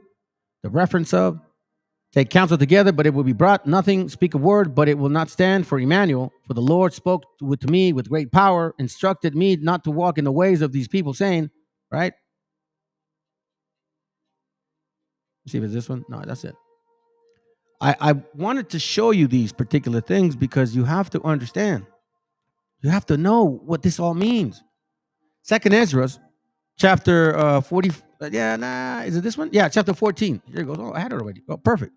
It says here, in 40 days, they wrote 244 books. And it came to pass when the 40 days were filled that the high spake, saying, the first that thou hast written, publish openly, that the worthy and unworthy may read it. But keep the 70 last, that thou mayest deliver them only to such as be wise among the people. For in them is the spirit of understanding, the fountain of wisdom, and the stream of knowledge. And so did I. Now, we're not here to tell you, oh, yeah, he's talking about me. No, man, I'm telling you, how am I even like treating? Because I have people telling me, and I know, brothers, I told you, man, I walk like with like kind of like a horse with visors, bro. I hear you, but I'm not trying to swerve. So as I'm watching this information come, I check the book first. It does kind of does confirm it. So now I have to reflect on it and say, okay, so what's really going on? Because I'm not afraid anymore, and nor am I trying to learn or teach for the benefit of making, like, I don't know, man, so you guys can like me more. No. I don't even know why I do it. I knew why I do. I kind of do, I think. I didn't ask for this. So I'm going to give you an example. Who is meant to see these things? Because not everybody's included. What I love the most is when you start putting these books together and you kind of see some of these words taking place in its own way. And then you kind of say, you know what? They might not be wrong, man. They might not be wrong, because when I started dissecting the new moon, I had to go to some of these other books. And it was a lot more clear than a lot of what these camps or individuals were telling you or are telling you. Because they're only regurgitating stuff, or I hate to admit it, they're watching this channel and telling you they hate me. Enoch 103, chapter 103, verse 7. Now will I point out a mystery. Many sinners shall turn and transgress against the word of uprightness. They shall speak evil things. They shall utter falsehood. The end of the world is in 2000. Jesus is black. No, he's white. No, he's Mexican. Execute great undertaking. So let me read that again. They shall speak evil things. They shall utter falsehood. Execute great undertakings and compose books in their own words. But when they shall write all my words correctly in their own language, they shall neither change or diminish them, but shall write them all correctly, all which from the first I have uttered concerning them. Then it says, another mystery also I point out, to the righteous and to the wise shall be given books of joy, books of joy, books of integrity and of great wisdom. To them shall books be given, in which they shall believe, and in which and in which they shall rejoice, and all the righteous shall be rewarded, who from these shall acquire the knowledge of every upright path, because you have to watch the way that you're walking, right? Oh, thank you, bro. Look, for example, these guys have a military style boot camp. How they walking? They ain't walking in the spirit, family. They carry guns, man. They want to beat people up, bro. They're in what do you call it? They have multiple wives. They go to clubs. Like they you know what I'm saying? Come on, bro. Let's be real now. Let's be real. Churches are doing it. BHI is doing it. These so-called Hispanics, they're doing it too. This is hate everywhere. All moving in the spirit of what? A carnal spirit, bro. A carnal spirit. I've come to that conclusion. Check this out, man. This was kind of funny that I read this in that very same book. Well, this one is kind of interesting, to be frank with you. And I'm going to bring some of these things out because they do connect. They do connect. And let's see. Baruch, second Baruch, because this was one that was apparently excluded. I'll give you another one. Second Baruch, chapter 59. 3 to 11. Hold on, where are you? It says, but also the heaven will be shaken from its place at that time. That is, the heavens which are under the throne of the Most High, the Mighty One, were severely shaken when he took Moses with him. For he showed him many warnings together. This is when he took Moses up to the mountain and he showed him the scriptures. We're going to see clearly what he showed him. And he showed him many warnings together with the ways of the Torah and the end of time, all as also to you, and there further, also the likeness of Zion, with his measurements, which was to be made after the likeness of the present sanctuaries. But he also showed him, at that time, the measure of fire, the depths of the abyss, the weight of the winds, and the number of drops of the rain. Okay?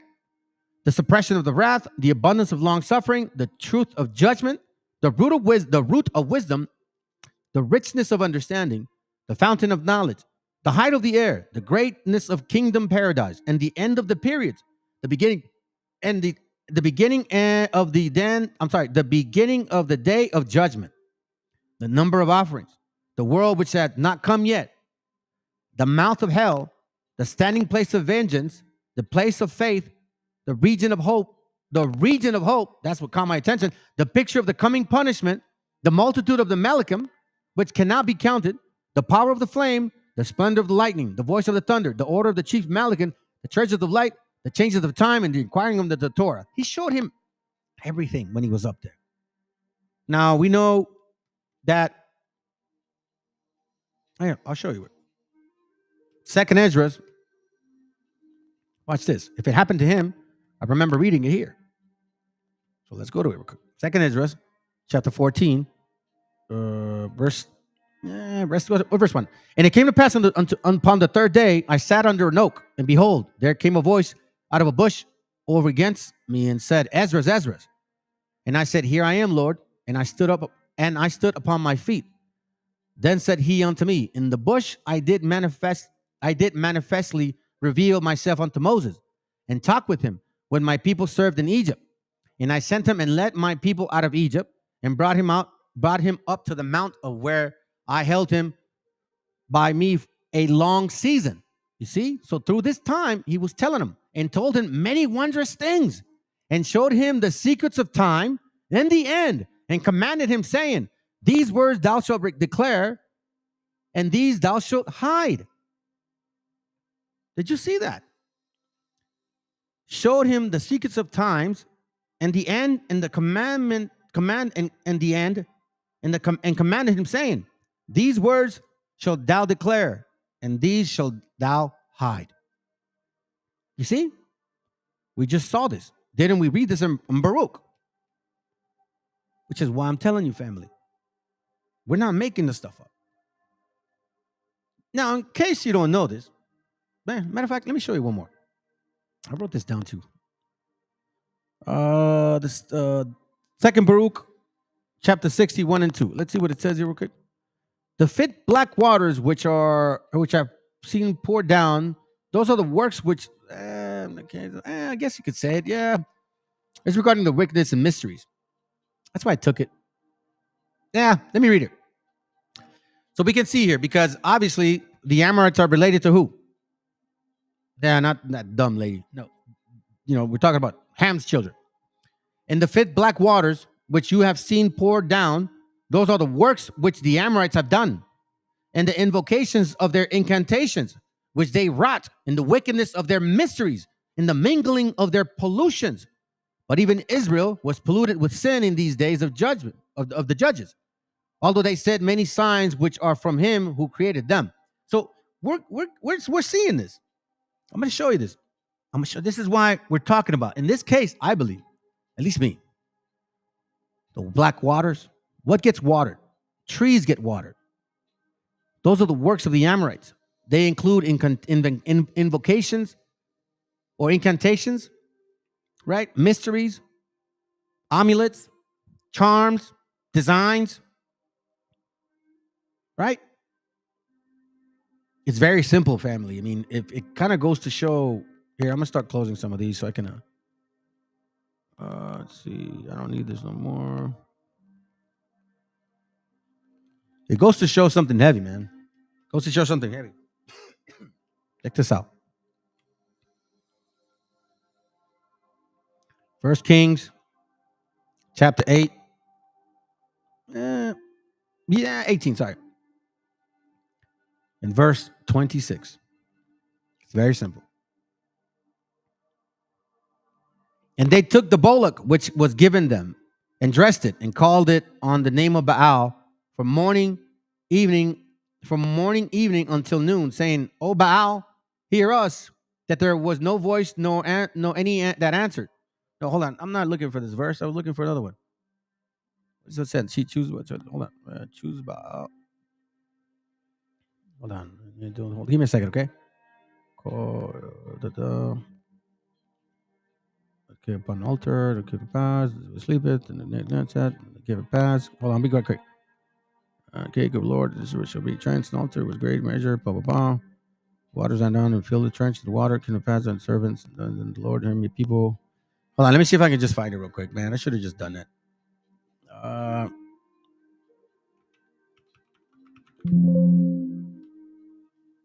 Hold on.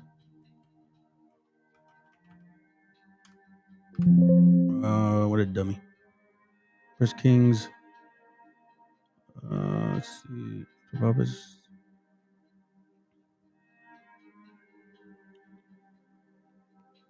Man, it sucks when I lose it.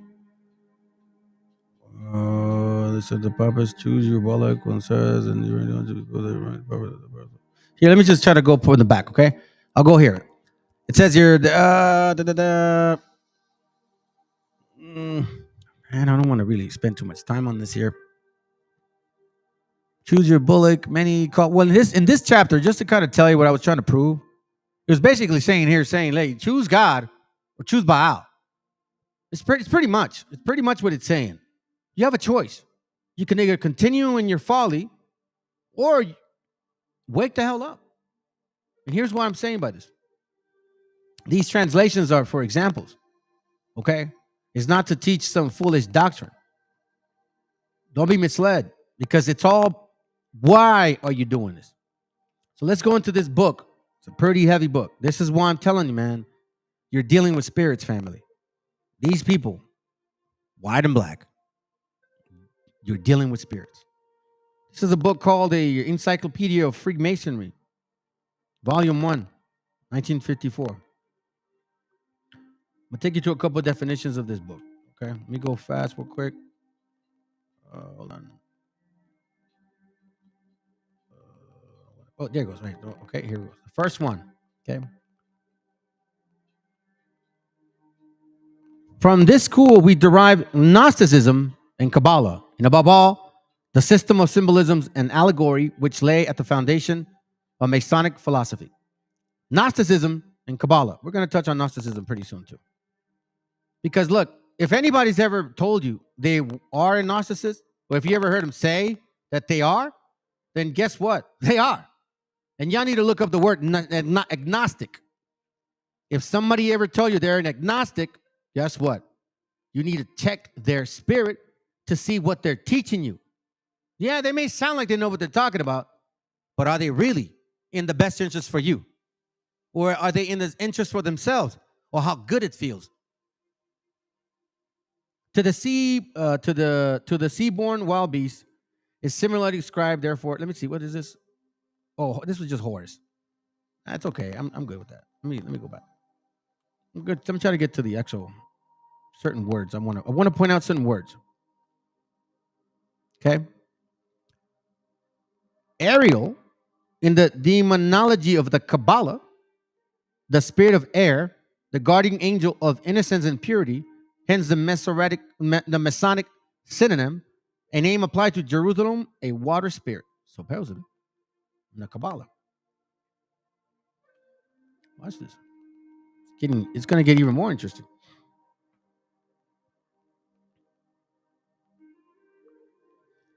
See a lot of these esoteric Kabbalistic signs. That's what something similar to what Matthews was doing, that BHI dude. Mystery schools, right?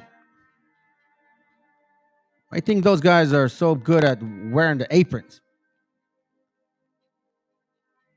You know, the purple church. And they even have one of the leaders even has a Libra. I don't know why.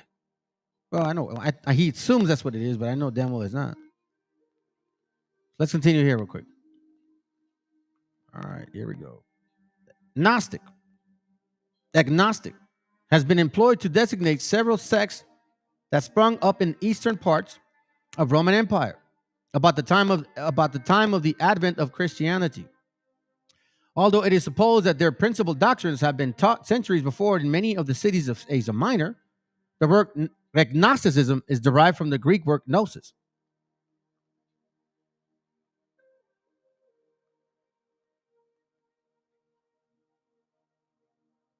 There's a lot of Kabbalah going on here. This is what it means to them. That's why when you read, "We in God we trust," which one? God, the initials of Gomer, Oz, and Dabar. It is a singular coincidence and worthy of thought that the letter composing the English name of deity should be the initials of the Hebrew words wisdom, strength, and beauty. The three great pillars. The three great pillars, huh? The three great pillars. Oh, man, stop doing that, bro. Just chill out. The three great pillars, or metaphorically supports of masonry. They seem to present almost the only reason that can reconcile a mason to the use of the initial G in its conspicuous suspension in the east of the lodge in the place of the delta. The incident seems to be more than an accident. God.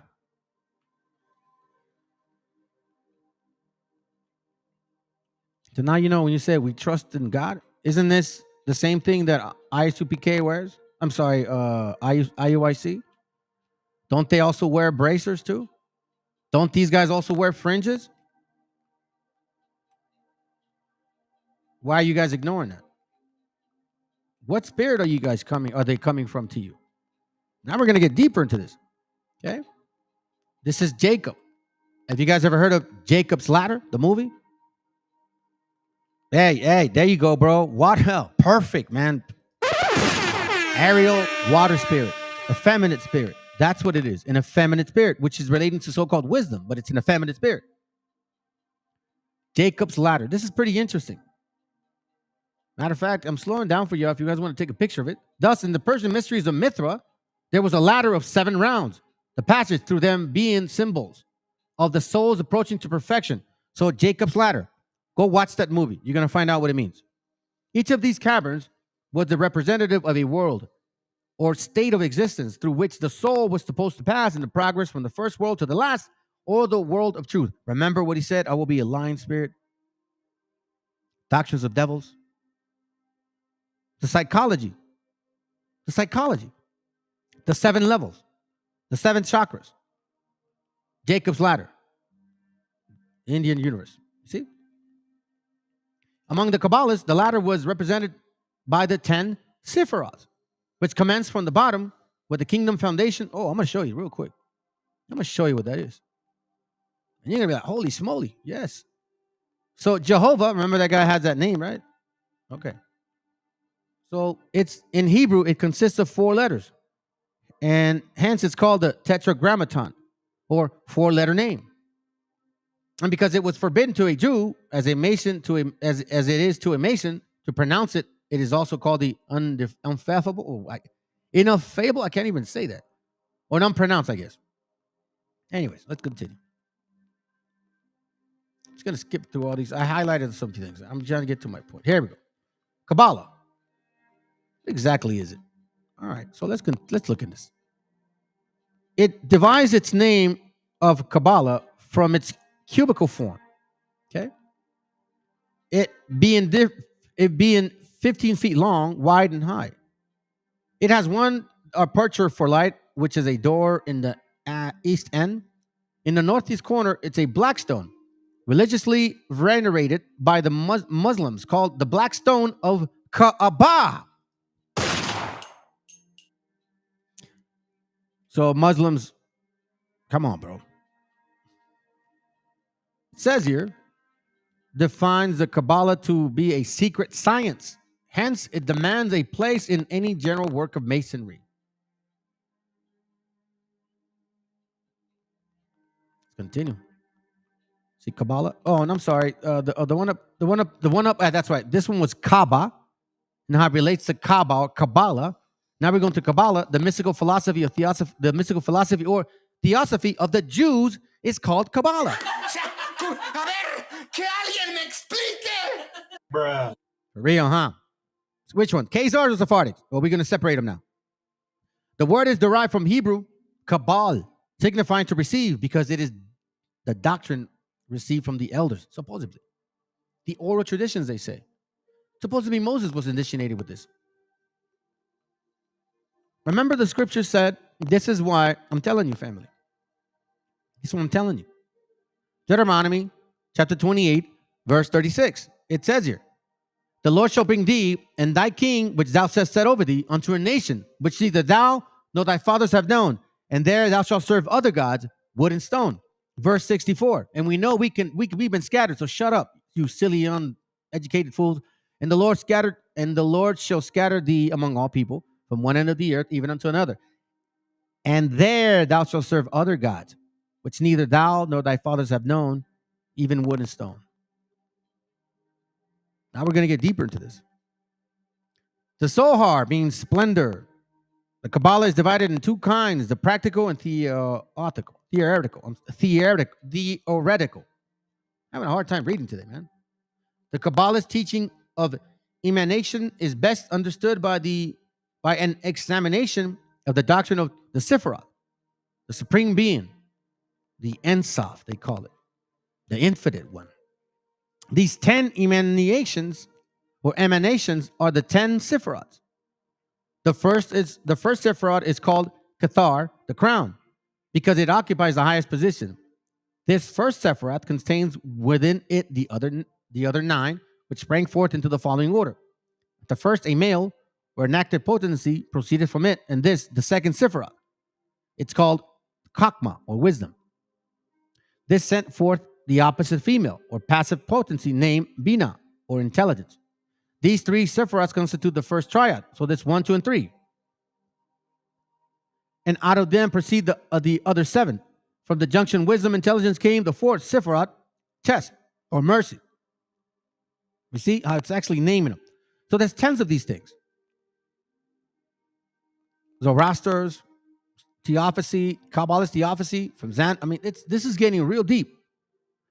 Or the tree of life. Kabbalah, let me read this. The division of the 10 Sephiroth in the tree triads was arranged in a form called by the Kabbalah tree, or the tree of life, as shown in the diagram in opposite page. In this diagram, the vertical arrangement of the Sephiroth is called pillars. Thus, the four Sephiroths in the center are called the middle pillars. What is he talking about? This right here. See, I did this right here. The moral world. There's 4 worlds, they also consider it.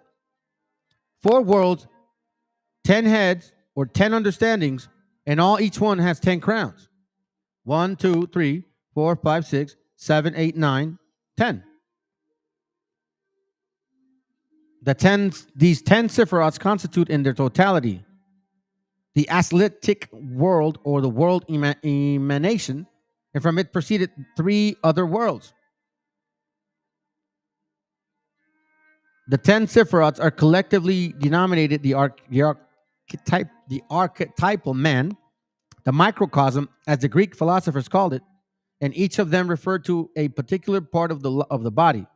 Thus, the crown is the head, wisdom the brain, intelligence the heart, which was deemed the seat of understanding. These 3 represent the intellectual, and the first triad is called, therefore, intellectual world. The other one is mercy. These 3 represent the moral qualities, hence the second world, 4th world. Now, where am I going with all this? This is their foundations. This is their secret teachings. Now, they might come to you and tell you that I'm lying, but I don't believe so. As above, so below, right? Chem, meaning Kemetic, meaning Ham. The Egyptian deity Amun, in position metaphorically used in representation of Buddha, and by Hermetic philosophers, one hand towards heaven and the other towards nation. As above, so below. Wow, just some pictures. Which is why they call this the tree. See? As above, so below. Hermes Trismegistus had the same concept, I believe. So does Baphomet. As above, so below. There it goes right here. As above, so below. As above, so below, right? Egyptian deity Amun, in the position metaphorically used in representation of Buddha, and by the Hermetic philosophers, one hand towards heaven and the other towards nature. Heaven, nature.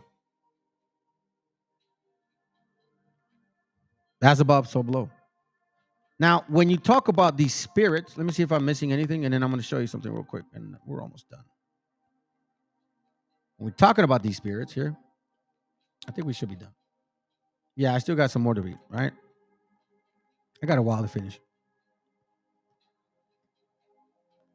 When we consider these things, okay, you have to wonder why, or what this means, or how come it says it like this.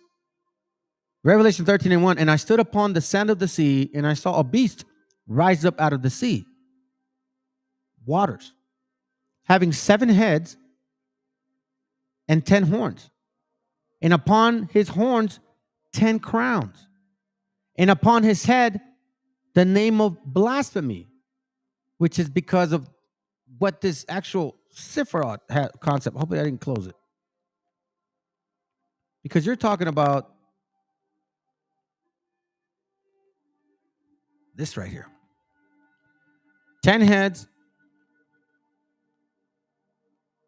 Read it again. I saw 7. Let me just kind of read to this part. Having 7 heads and 10 horns. Now, some people can say it's nations. You're probably right. I wrote it down too. These are the heads, right? Okay, so now let me go back to the 7 chakras here. The 7 levels, or remember what we were reading earlier? Jacob's ladder. Remember that? Okay, that's what I'm talking about, family. Jacob's ladder right here. The chakras, the 7 levels of understanding. This is what it's about. The 7 steps were the 7 steps were emblematical over the 7 worlds which constituted the Indian universe. The lowest was the earth, the second world of pre-existence, the third heaven, the fourth middle world, the intermediate region between the lower and the upper world, the fifth. All of that chakra concept, goes down. If you're in a lower level, you got to go into the pineal gland. Yeah, you got to do pineal gland. And if you do this and you do that, now you're going into alchemy. And I've heard GMS people talk about that too. No lie. Among the Kabbalists, the latter was represented by the 10 Sephiroth, which commencing from the bottom were the kingdom, foundation, splendor, firmness, beauty, justice, mercy, intelligence, wisdom, and the crown by which we arrive at the Ein Sof, or the infinite, or the tetragrammaton, which in the scriptures it says, once again, going back to it, it says, and I stood upon the sand of the sea, Revelation 13:1, and I saw a beast rise upon the sea, having 7 heads, 7 levels of understanding, 7 chakras. It's all that philosophy. 10 horns, the power behind it. This religion stuff, man, I'm telling you, family, when I started looking at the spiritual aspect of it, I started noticing these things. And upon his horns, 10 crowns. So each so-called level or thought is surrounded by a crown. And upon his head, the name of blasphemy, tetragrammaton, that's what they call it. They call this thing tetragrammaton right here.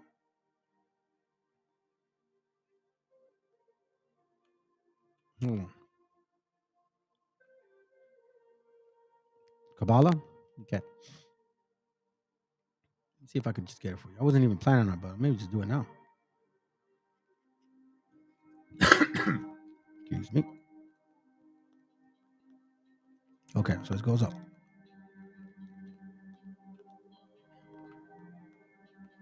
So it's tetragrammaton. Let's see if I can find it.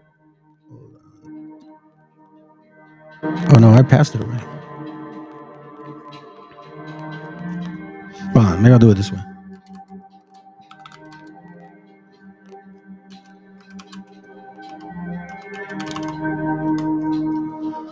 Let's see, 1, 2, 3. So check this out. Bel is the contracted form of Baal and was worshipped by the Babylonians as their chief deity. The Greek and Romans so considered and translated the word by Zeus and Jupiter. It has with Jah and On being introduced into the royal arc system as the representative of the tetragrammaton.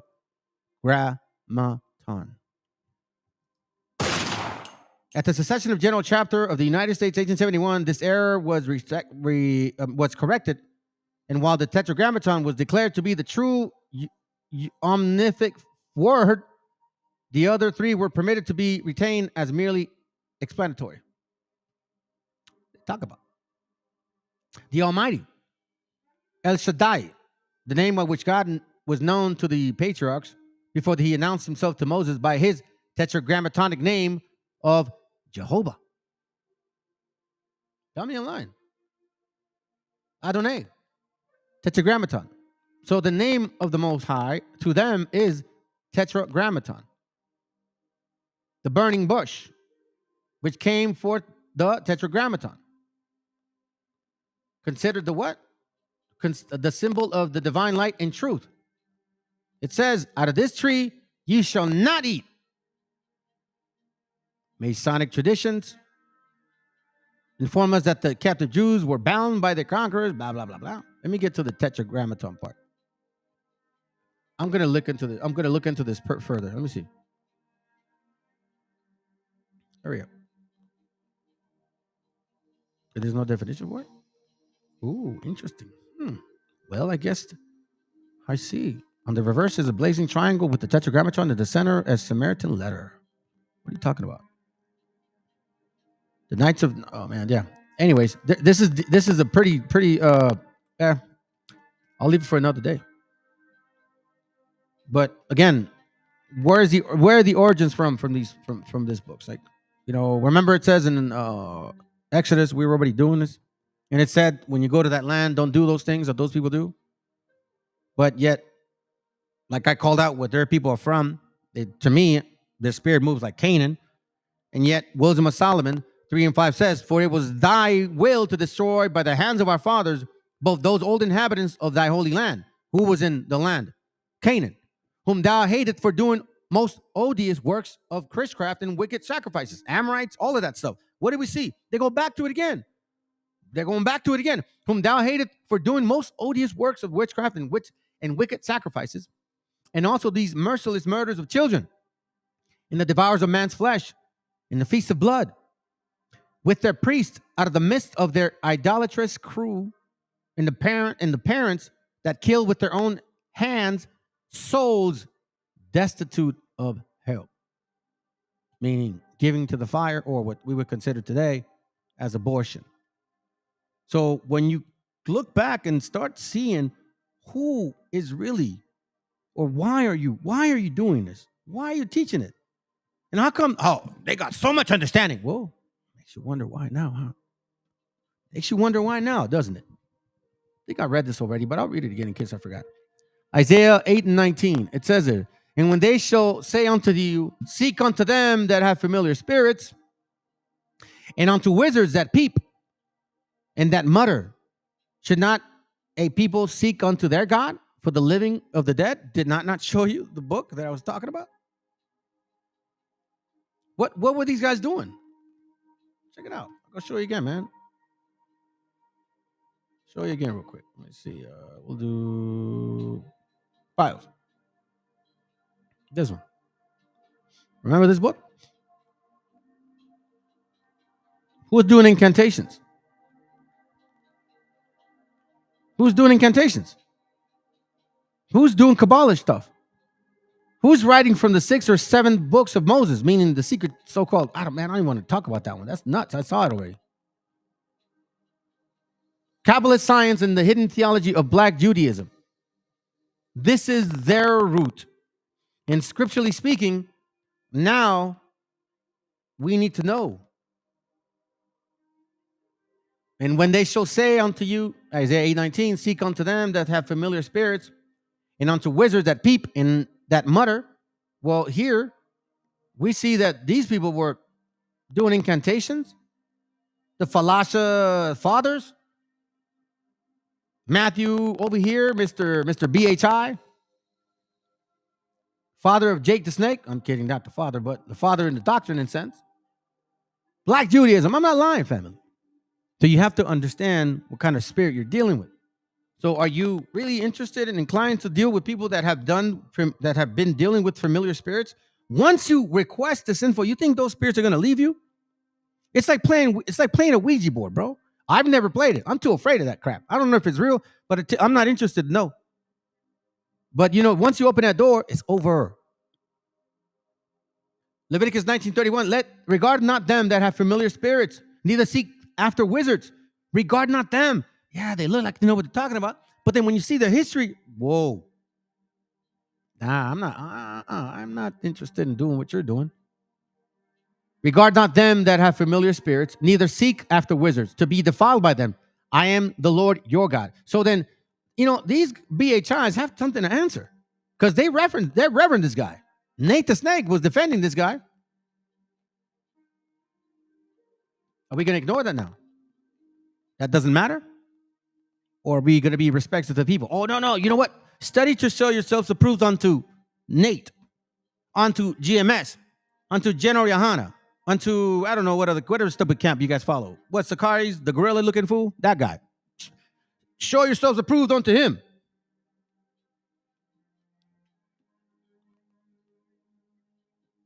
Too afraid to walk on your own.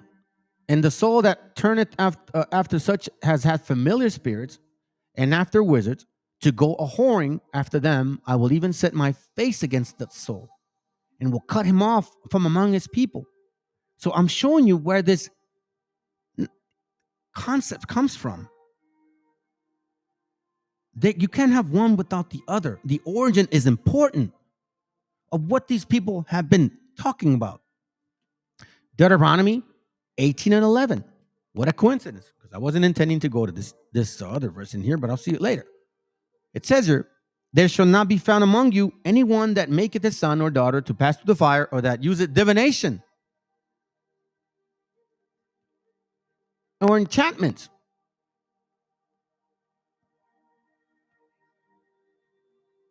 What do you mean? Two amulets shed light on Matthew's esoteric theology, part of the secret knowledge at the heart of black Israelite belief. Who are you? Two amulets shed light on Matthew's esoteric theology, part of the secret knowledge at the heart of his black Israelite belief. You going to deny that now?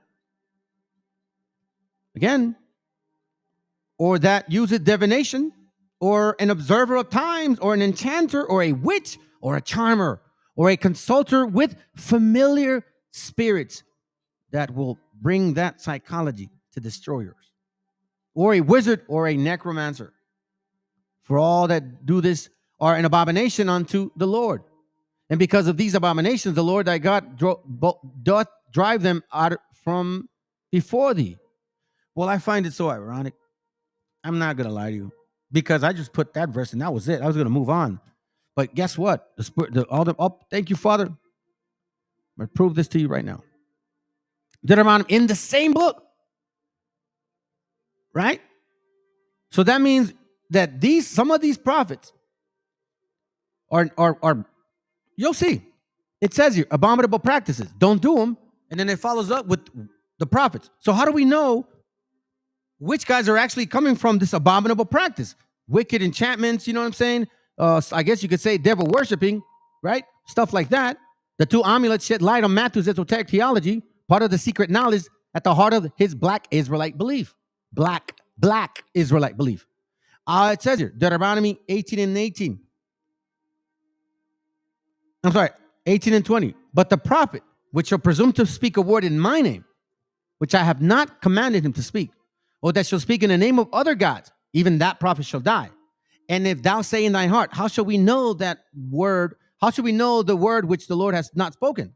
He said, when a prophet speaketh in the name of the Lord, if the thing follow not, nor come to pass, that is the thing which the Lord had not spoken. They said the world was going to end in 2000. That's their doctrine.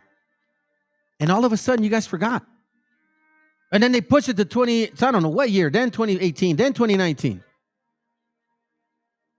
And you're still there. Well, you deserve to be there. Because just like in Samuel, I'm not going to read it. 1 Samuel 28, I won't read it. I'll just show you real quick. Here in this chapter, you're seeing that Saul in the medium of Ender. He goes to this woman to kind of help him with familiar spirits, because some people will deal with it. And these spirits will tell the future, can give you some hints. They will do it. So be mindful. Be mindful. This is extremely important. You're in the most important times of your life, man. That's what it says. Gird up your loins. 1 John 4 and 1. Behold, believe not every spirit, but try the spirits, whether they are of God, because many false prophets are gone out into the world. You see this? You see this? Deuteronomy 13 gave us that example at the beginning. I believe it's Deuteronomy. Damn, I can't even talk to them, man. Deuteronomy 13, bro. Deuteronomy 13. Stop it.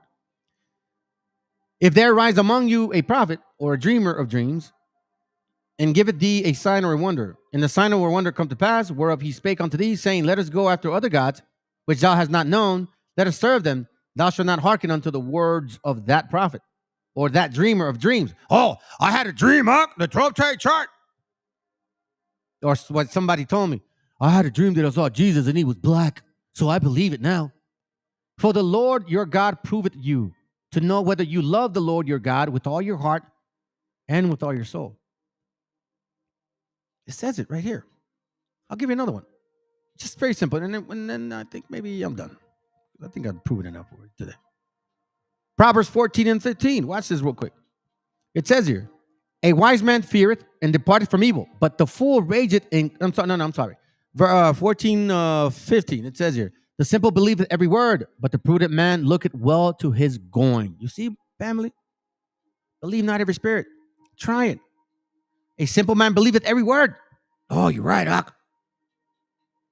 But the prudent man looketh well on his going. Like, you know what? Let me check that. Just like the brother would give me some of these books. I was like, bro, listen, you're not off. So let me see if I can precept them with the original that I got. And lo and behold, I found even more things. Jeremiah 5:31. Okay? It says here, just kind of giving you, try the spirit. Jeremiah 5:31. Okay? It says, the prophets prophesy falsely, and the priests bear rule by their means, and my people love to have it so. And what will ye do in their end? You see? This is kind of like the opposite end. Like, instead of being prudent about your walk, no, I don't care. You're good, man. I love what you're saying, man. It makes me feel good. Yeah. F them people. No. I want lots of women. No. I want revenge. Oh, I just want the kingdom. I want to have a lot of things. Jeremiah 29:8. For thus say the Lord of hosts, the God of Israel, let not your prophets or your diviners that be in the midst of you deceive you. Watch your path. Neither hearken to your dreams, which ye cause me to be dreaming. Oh, the 12th chart, I saw it in my mind, and you know what I mean? I dreamed of it. And Judah, they're the ones, and Issachar are Mexicans. Shut your ass up, bro. Believe me, bro. Listen, come on, family. Stop waking up, man. Where is the origin of BHI? Just like where's the origin of Christianity? I'm sorry. Or where's the origin of these Old Testament keepers? Or these agnostics? Yeah, I'm talking to you. If the shoe fits, bro, put it on because you said it. We heard you. It's national. It's never forgotten. For they prophesy falsely unto you in my name. I have not sent them, saith the Lord. Jeremiah 23:32. 23:32. Let me read it real quick. It says here, behold, I am against them that prophesy false dreams, that say the Lord, and do tell them, oh, I had a dream the other day, man, and I saw Yahushua, and I mean, I looked upon him, and man, he was black, bro, and oh my God, he had woolly hair, and it was so bright, and God knows what really is in your mind. And do tell them and cause my people to err by their lies and by their likeness. Basically saying, no sean pendejos. By their likeness. It says, it says, and do tell them and cause my people to err by their lies and by their likeness, by the simple mind. Yet I sent them not, nor commanded them. Therefore shall not profit this people at all, saith the Lord. It's not hard to comprehend. It's all written right here in stone. I'll give you one more. Romans 16:18, right? Check this out. Romans 16:18 real quick. It says here, for they that are such serve not our Lord, the Meshiach, or Meshiacha, but their own belly. What makes them feel good by good words and fair speeches deceive the hearts of the simple. Confusion, different spirits. You guys are watching people on channels, different doctrines. They're all different doctrines teaching you guys the same crap. Same things happened 2 years ago. The same thing happened 4 years prior to that. The proof is in the pudding, man. So I don't know, I mean, again, I think I've given you guys some books here to show you guys. I think I gave you the names of them. I know I didn't provide some links at all, but at least I was trying to be as thorough as I could. Let me see if I'm missing anything else, and then I guess we'll call it a day, man. Let's see. There was one thing. Oh, so sorcery. So now, remember, BHI Christianity. Okay, here we go. This is why it's important to understand the scene in the upper room, and we'll end it with this. After Mary's death, many legends grew up around her name, but none of them are trustworthy. The craze for further particulars about her was partly satisfied by the writers of apocryphal gospel. So you dummies that are worshiping the Queen of Heaven, the Virgin Mary, La Virgen Maria, you're getting it the same way. There is no direct evidence of prayer being offered to Mary during the first 4 centuries. Augustine was among the earliest of the church fathers who thought it possible that she had never committed actual sins, although he agreed that she shared the common corruption of humanity. This led eventually to the promulgation by the Pope of the dogma in the Immaculate Conception of Mary in 1854. So in 1854 is when they're talking about the Immaculate Conception of the Virgin Mary. So prior to that, what do you think they were believing? There you go. About the middle of the 5th century, some Christian leaders, wishing to exalt her, began to vie with one another, inventing new phrases in her honor. With the development of the idea that the celibate and virgin state is morally superior to the married state, it was suggested that she was a perpetual virgin, and that the brothers and sisters of Jesus mentioned in the Bible were not her children at all, but were either Joseph's children by prior marriage or were the cousins of Jesus. In 1950, the Pope declared the dogma of the Assumption of Mary.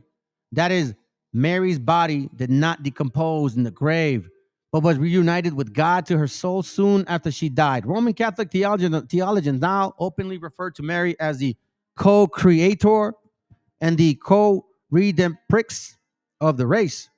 None of these post-apostolic developments have any support in Scripture. Bam. Here we go. Gotcha, bitch. Yep, that's it. All right, family. That's been a long time, man. So appreciate you guys being here. I'm gonna call it a day. I'm gonna do one song maybe, and that's about it. Okay. My apologies for the reading. It was horrible, man. But I don't know. I was kind of a little bit sick this past week. Got my energy back a little bit. I had a little fever, some cough, so maybe that's why. Give me a second.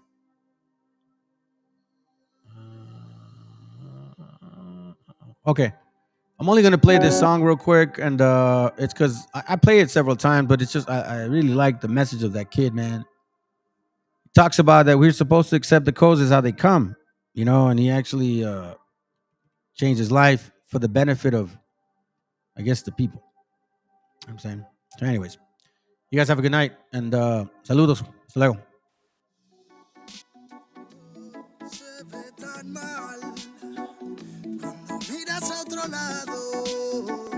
Los fantasmas del pasado no se detendrán hasta verte derrumbado. Peores lo hemos pasado.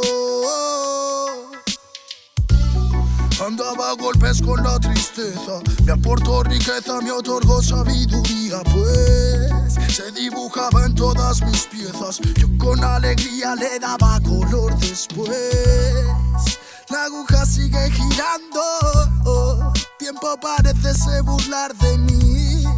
Dijo que sanaría esperando, pero creo que la espina aún sigue ahí. Con los dedos no voy palpando, cierro los puños, escapa de aquí. Agonizando, no me espera el tiempo, no voy a esperar por ti. Nuestras huellas en la orilla se han borrado por la marea.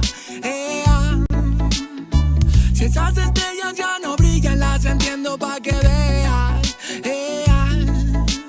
Sea donde sea, bajo la tormenta o dentro de la odisea, donde arañas cubren el cielo de tela, los aviones nadan y los barcos vuelan.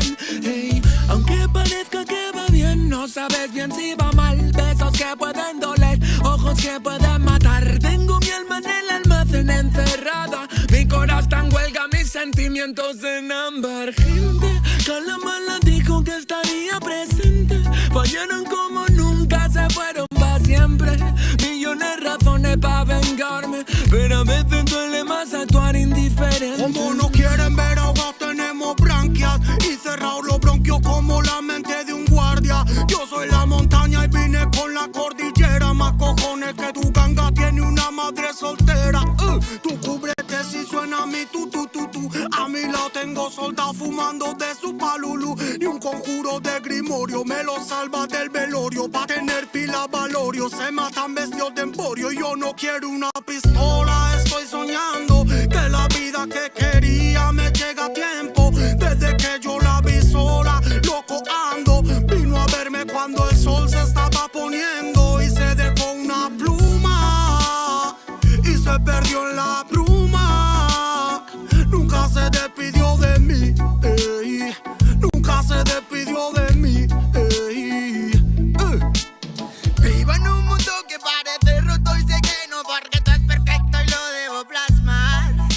Me fumo un trocolor tras otro y lo veo todo otro color. Me siento libre porque vuelvo a conectar. Mi gente sufre y no lo puedo evitar. Más que dándole consejos siempre desde la humildad. Es su camino hacia la fraternidad. Solo puedo que enseñarles a respetar y amar. Con esta bendición como no voy a aprovechar. Los códigos que llegan los tenemos que aceptar. Si me reencarné fue para ayudar y no para malgastar mi tiempo en beneficio del mal. En la unión nace la fuerza y eso nos hace juntar las ganas que siempre tuvimos para iluminar a la gente que se le ocurra y la malla armonizar. Vinimos para dar fuego a la que no nos va a quemar. Arda y por dentro la llama, no puedo contener la ras. Churruscao el corazón, el armazón no puede llegar a pesarme más. Si abro la boca, tu tumba al suelo, me muelo a diario y sobrado de gas. Escupo ristas perfectas, paladas de versos eternos, no mueren jamás. Cuando acabe mi condena, me vi muy solo y perdido. Cada vez más negra la flema, más elegante el problema. Pero planté cara a todos mis enemigos. Recuperé las ganas, las fuerzas y el garbo. Dedico requienes a mis diablos, que aquí estoy vivo de milagro. Delicadas flores crecieron entre los cardos. Me dicen bien es más delgado que de costumbre. Será de tanto que he bailado en el alambre, que a tanta pena es mejor no ponerle nombre. Llevamos la música en vena, nuestra sangre.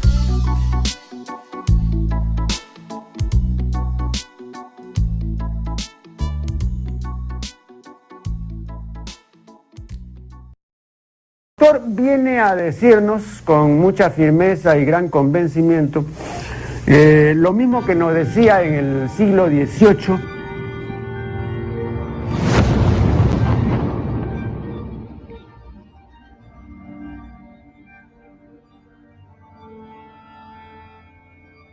Ical, hijo, abre los ojos.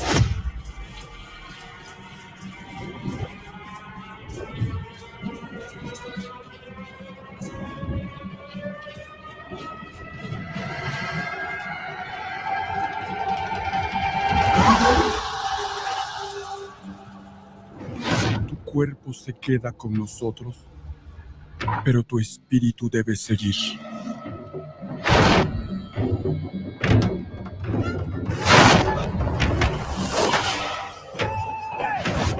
Busca la luz. Aléjate de las sombras. Deja que nuestro dolor sea tu fuerza. Desde aquí iluminamos tu camino.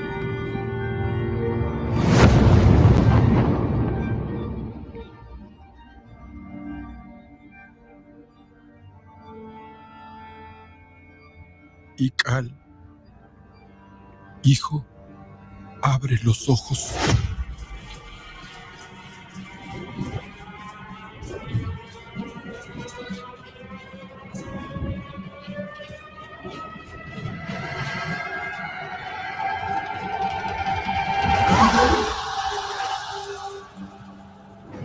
Tu cuerpo se queda con nosotros, pero tu espíritu debe seguir.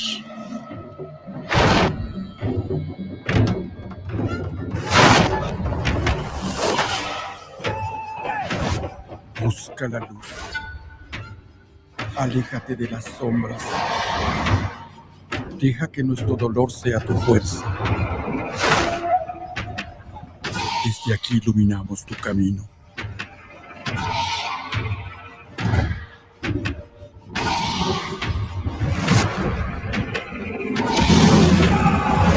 Lucha como nosotros ante esta pena tan grande. Yo soy tú eres yo.